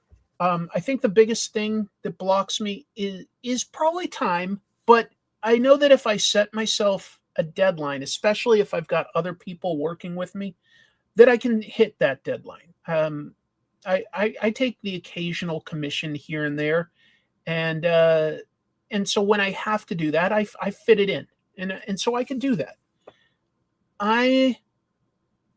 I'm going to go ahead and find, a couple artists that I like, and I'm just going to put myself out there and see if they are up for the work. And if one of them that I like says yes, I know I can do it. And I'm excited. So I'm going to try to make a comic in 2026. Thought I would this year. I kept putting it off, but I think I can do it. I think that would give me a lot of satisfaction. What was my other one? There was another one that was like designed to there was another one that I was thinking of that would be helpful for other people too. Thank you all for the very kind things, like yes, make a book, hell yeah, get a comic out. I've got a lot of people in my life that have done crowdfunding stuff that I know would be willing to help give me advice. I also know that I've got enough connections that I could get some pretty awesome variant covers. I know that, or at least pinups. So yeah, I think that there's a really good chance that I can get a comic out. And if I can get one out, I think, once I get that ball rolling, I could give you guys some more. I'd start with things that could be done as one-shots, even if they're kind of big, and just take it from there. But it's something that would bring me a lot of pleasure, and I think would honestly help please others too. So we'll see. We'll see. So I did that. I was going to lose weight. And what was the other thing I was thinking I would do? I'd have to ask my wife. I've already forgotten. There was one other good resolution that I had in mind, and it's not coming to me. I'm going to text Chrissy because I cannot remember, and I just came up with these, but I'm just drawing a blank.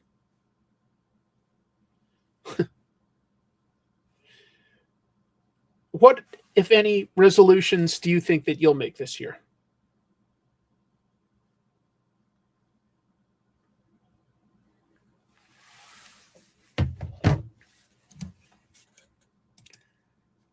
I should clear space to make room for more comics. Yes, I suppose I will. Hello, did you need somebody to talk like Stan Lee in the background? You don't remember either. Okay. No, it's not on you. I would just write. I don't have enough time to draw the book myself. I might do a pinup or a cover or something, but that's about it. No, although that's something I am going to work on.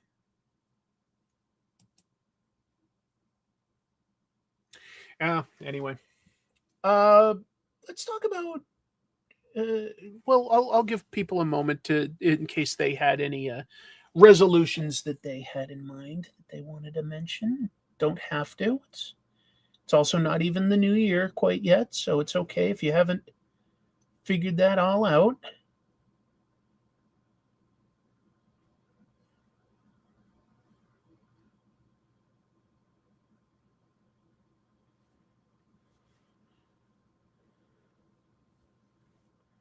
I'm really looking forward to sharing my next comic Tropes when I can finally finish it. It's going to take quite a bit more work. It's about Jack Kirby, though.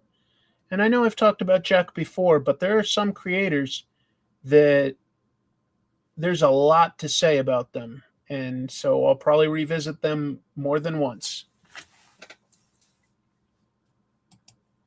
That's so nice of you. No, it wasn't to go to more Ragers. All right, so here's what some other people are saying. I plan on reading more, comics and otherwise. I think that's very healthy. Better budgeting, also smart. Oh, Chrissy reminded me what my third one was, and the reason I didn't think to say it was because it's dark. We'll just simplify and say I'll focus on my mental health and taking care of myself. We'll keep it at that. Get my spending in order. That's great. Weight Watchers in January as well as Dry January. Look at you guys. These are great. Reading more, seeing more movies. Yeah. Culture. I'd selfishly like to see more of your old school funny cold opens. If I can think of good ideas and have the time, I definitely would. I'd like to be able to save up for a trip to Japan. Me too. Hopefully for Tokyo Comic-Con. I'm getting jealous of y'all's adventures. $400,000 of lobsters were stolen from a warehouse in Taunton. Oh my God. Well, that's got to get turned over fast. I'm going to get fluentish in Spanish. That's great goal. Lose weight and survive first year of teaching. Well, you're already on the way there, so I know you can do it. I'll talk about best and worst stuff of the year. So last week I did best comics of the year that I've read and my recommendations. But I can talk about other stuff too. Like, first I'll start with stuff that's still related to comics. We'll see. Let's see. Were there any good comic book video games in the last year?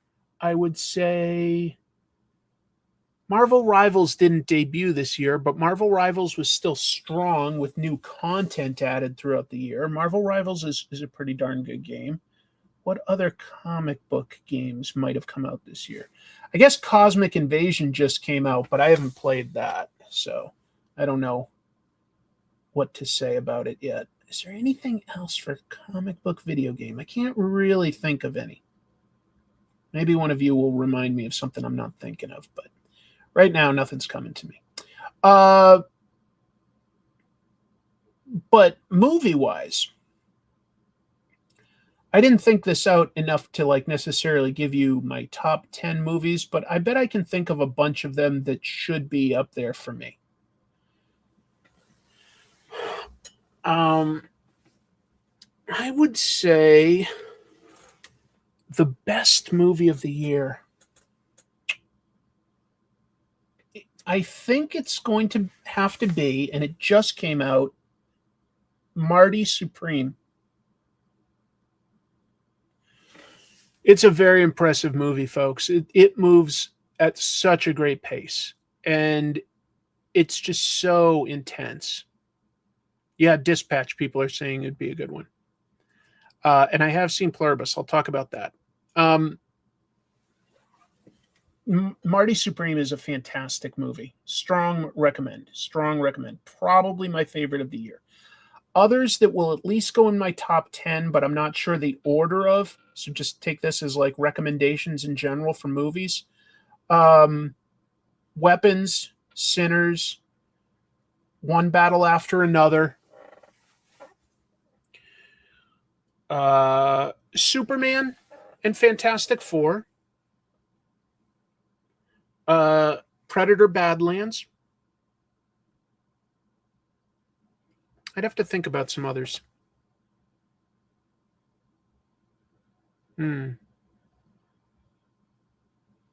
But those are like what, 6 or 7 that I just rattled off.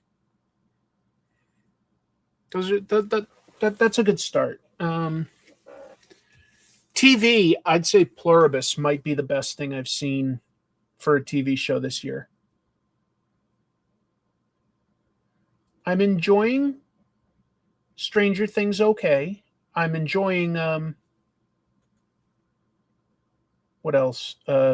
Welcome to Derry. Haven't started season 2 of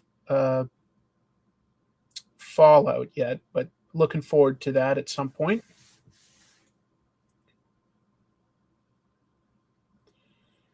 What else was good for TV? Pluribus is really good, though. It is on Apple, so I know not everybody has that, but if you do, it's worth watching. It's really cool.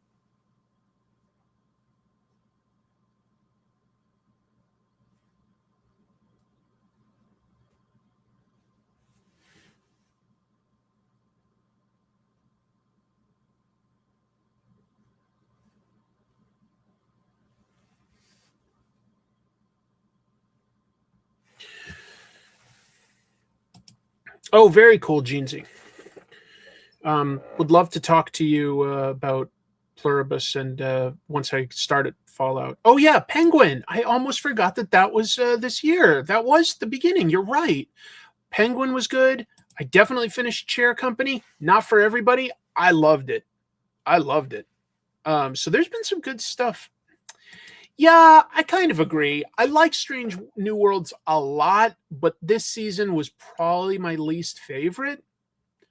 Not even probably. Oh, yeah, that's true. Andor Season 2 was this year. It gets easy to forget some of the stuff that happens early in the year if you don't have it written out in front of you.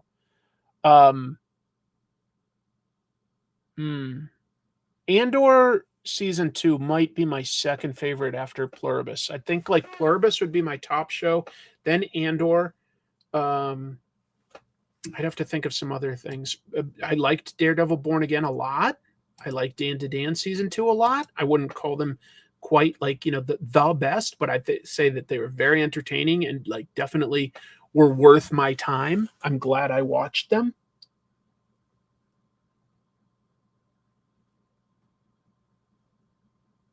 There was a lot of good TV. Yeah. A lot of very different types of TV shows. So I'm a fan. I like it. Boy, I can't believe I almost forgot Andor.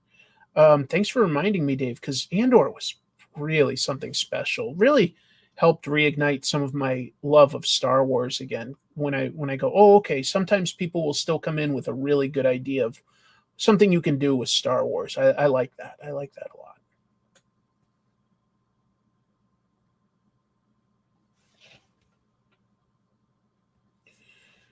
What other entertainment was there? I feel bad. I didn't really read much in terms of books, I don't think, this year.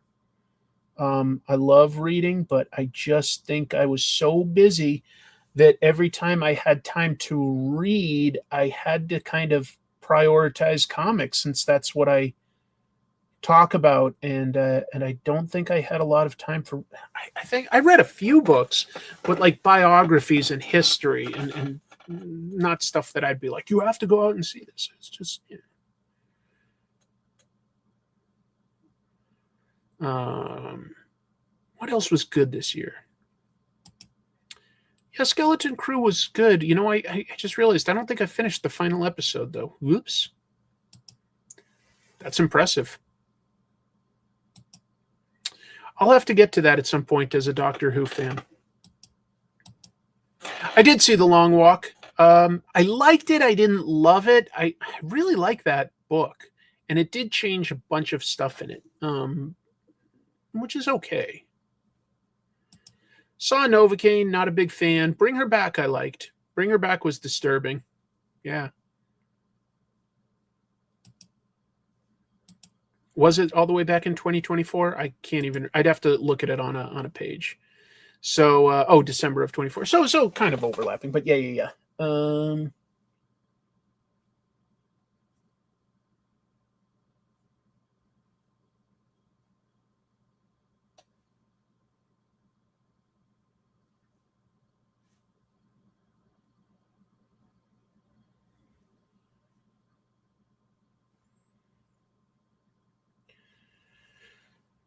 A lot of good comics, though. That was fun to do last week, talk about the best comics of the year. That was not easy for me to think about. There were lots of things that I could have easily put as at least honorable mentions that I know I enjoyed a lot, that I think a lot of other people could enjoy. Yeah, and there's There's still a lot of comics that I want to read that came out this year that I haven't gotten to quite yet, but I will.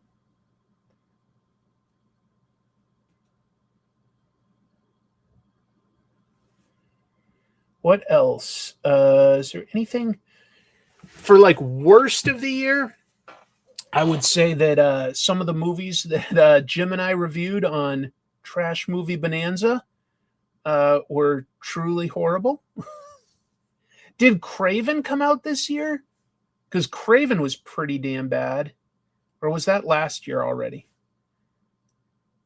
I was definitely disappointed with Craven. Well, disappointed implies that I had expectations going in, and I really didn't. But it was pretty bad.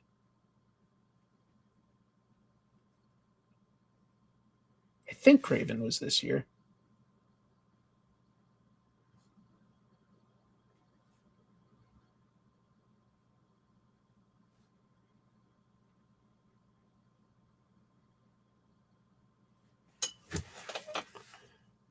Hellboy had a game which was pretty disappointing. Oh, yeah, I loved the look of it, but I never got around to playing it, and I heard that some of the reviews were pretty bad.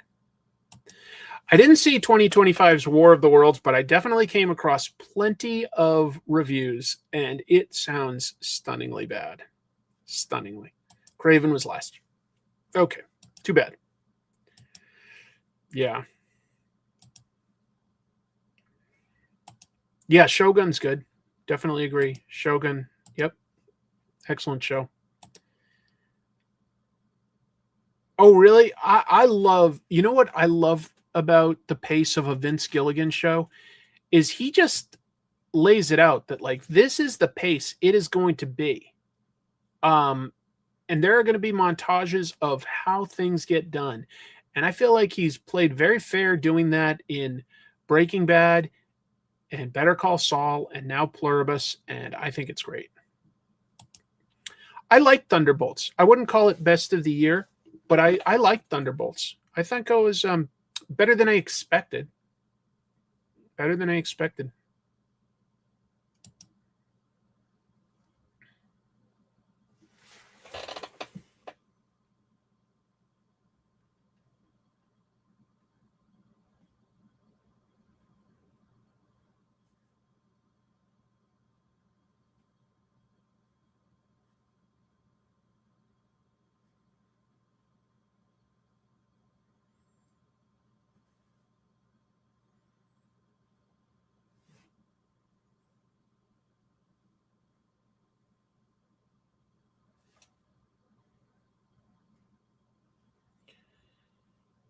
Ooh, how about music? Like, who had a good year for music this year?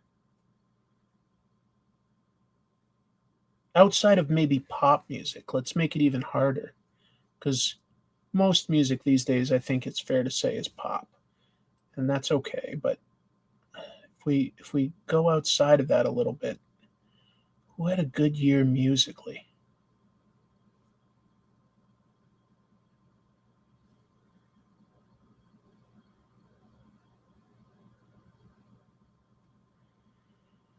I'm thinking.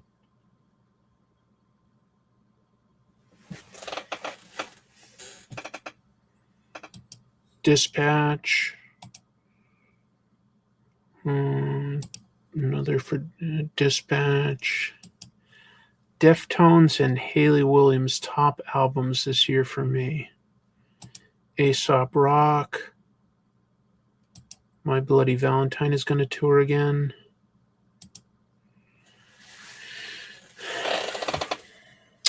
Who had a good year musically?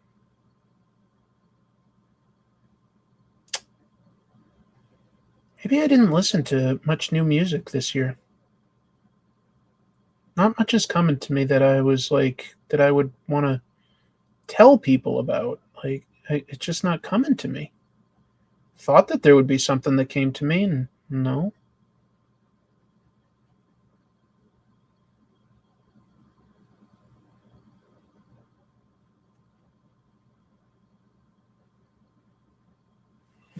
Okay, so sorry, thought that I had something there, but nothing's coming to me.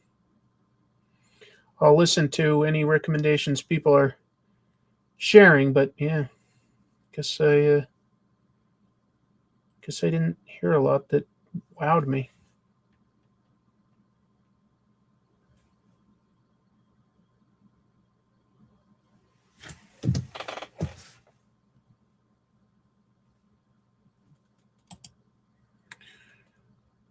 TWRP, Twerp? Don't know them. Did Taylor Swift's album do well? Probably. I don't know. The new Coroner's my personal album of the year. Oh yeah, Peacemaker season 2. I liked that one a lot. That was an enjoyable show. I'd agree that maybe season 1 was stronger, but there was a lot to like about season 2. Yeah, I do not disagree.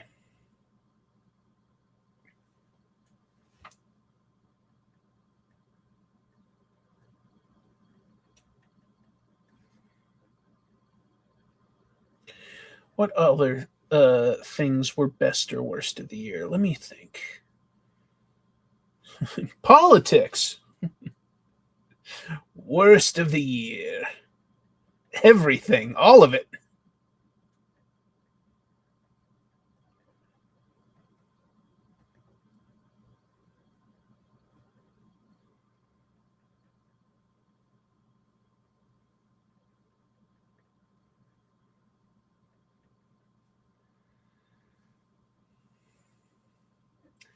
Yeah, I guess we're wrapping up.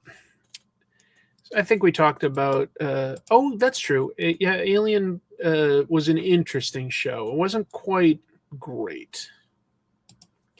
What's your most all-time favorite graphic novel? You know, I would say that I don't lock things like that in. So it would depend on the day. You know, I try not to sort of keep like a list of like, this is my favorite and something else has to push it out. And I got to keep thinking to myself that this is my favorite. This is my favorite. I don't think like that. So, you know, you ask me today and I might go, oh, you know, my favorite is V for Vendetta. And then you ask me like, you know, a week from now and I go, no, it's Do a Power Bomb. And then you ask me another week and, you know, it's something by Jack Kirby. So I wish I could, you know, just always have some interesting recommendations where people are like, oh, I hadn't heard about that. But, you know, no, it's stuff that you've probably heard listed as all-time greats. And it just depends on the day that you ask me what I'm in the mood for, what's inspired me lately. You ask me one day and I might be like, Brian Bolland's the most exciting artist. And then you ask me another week and all of a sudden I'm like, Will Eisner is what all I care about. So, you know, it varies. It varies.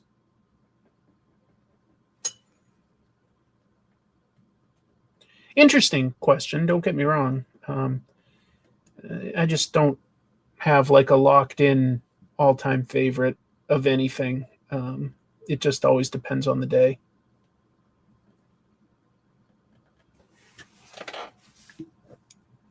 Well, thanks for jumping in.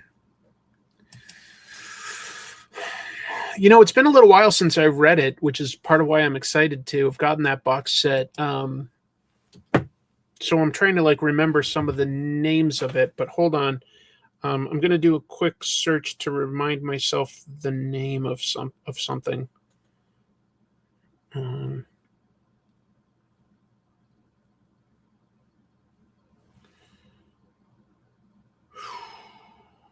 I going to see it?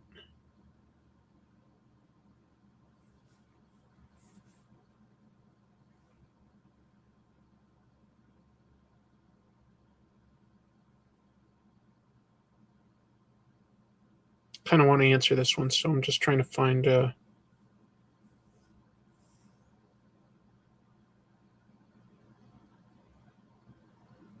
like going back to something.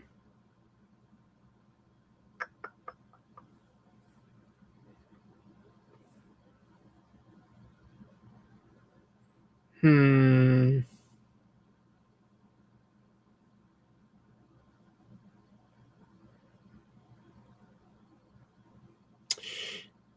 the Ghost of Hoppers.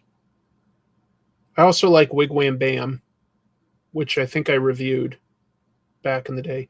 Oh, and Death of Speedy. Maybe Death of Speedy. Yeah, Death of Speedy was kind of like an important one.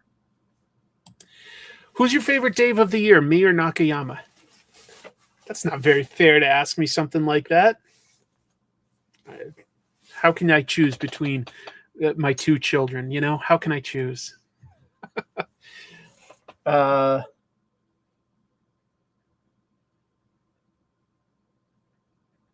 I'm not picking favorites between people. My God. The fact that you even asked gives you a ding, Dave. If that even is your real name. Maybe it isn't, in which case I can choose Nakayama. Maybe your real name is like David or something like that. I don't know. Yes, you're my favorite Steve Sorensen. Some of the graphic novels you've reviewed on the stream are so different from each other. How do you compare My Favorite Thing is Monsters with Ginseng Roots? I don't even... Where would I start? In terms of making comparisons, well, I'll talk about, that they both have, scratchy line art, but obviously the lines are more flowy in a Craig Thompson and much more full of like hatching with an Emil Ferris. Such different stories. They're very personal. I'd say that they're if I'm making a positive comparison, they're both very personal. One is very much a biography, as well as an education on farming and ginseng specifically. But to a degree, My Favorite Thing is Monsters teaches you a bit about art history, a bit about World War II and Jewish history, a bit about Chicago history. It's not easy to compare them. When you do your comic, tell us about it first. Yeah, I probably would. I'd be talking about it. But anyway, yeah, I'm not going to finish this guy tonight. Just having some fun. Going to do lots of weird textures and stuff like that and probably lay in an insane amount of lines by the end. This will be very, very dark, but that's good. Take care of each other, treat each other well, have a happy and safe New Year's. If you go out, I hope you do have a fun New Year's. I'm working. I'm working my day job both New Year's Eve and New Year's Day. Neither of them are holidays for me. And I don't remember the exact day that Dave said, but Dave is doing a live claim sale this week. And I agreed that I'd be happy to jump in and we can just sort of talk about nerdy trivia stuff and comic stuff together just to give it a different bit of a vibe. But it's mostly Dave just showing cool comics that he's selling. That'll be fun. And is there anything else that I want to say? No. Hey, you guys have helped make this a good year for me. You have. It's been good. I think I'm very proud of the content that I've put out this year. Few interviews, a lot of just live streams like this that are fun. Few indie showcase things, not a lot. It's just time. A few pieces of good art, but mostly I'm very proud of the analysis and just videos that I've put out on Comic Tropes. I am. So I'm very happy with what I've done. I hope that in 2026 beyond that, I can give you guys a comic, at least one. I think it'll be fun. I'm working New Year's, but get out at 4. Oh, lucky you. It's New Year's Eve, and it'll just be me and Chris hanging out. Oh, okay. It's not a claim sale. It's just us doing like a chat and chill type thing. That's even easier. That sounds great. Yeah, we can talk about our different experiences like in Japan and shopping for manga. We can talk about what we've enjoyed this year. That sounds fun. I sing. I'll slow it down. I sing kohi, coffee. Oh, it's just a participle. Nomi masho. That means we should drink coffee. We should drink coffee is what I'm singing. Kohi o nomi masho. I don't know. It's just something silly that I've been singing lately. But yeah, when I come back in the New Year's and I draw next time, maybe we can talk about other YouTube like channels and podcasts that have had a great year. That could be a fun, positive thing to talk about. I didn't think of to set something up like that now, but I'd like to. And yeah, let's see.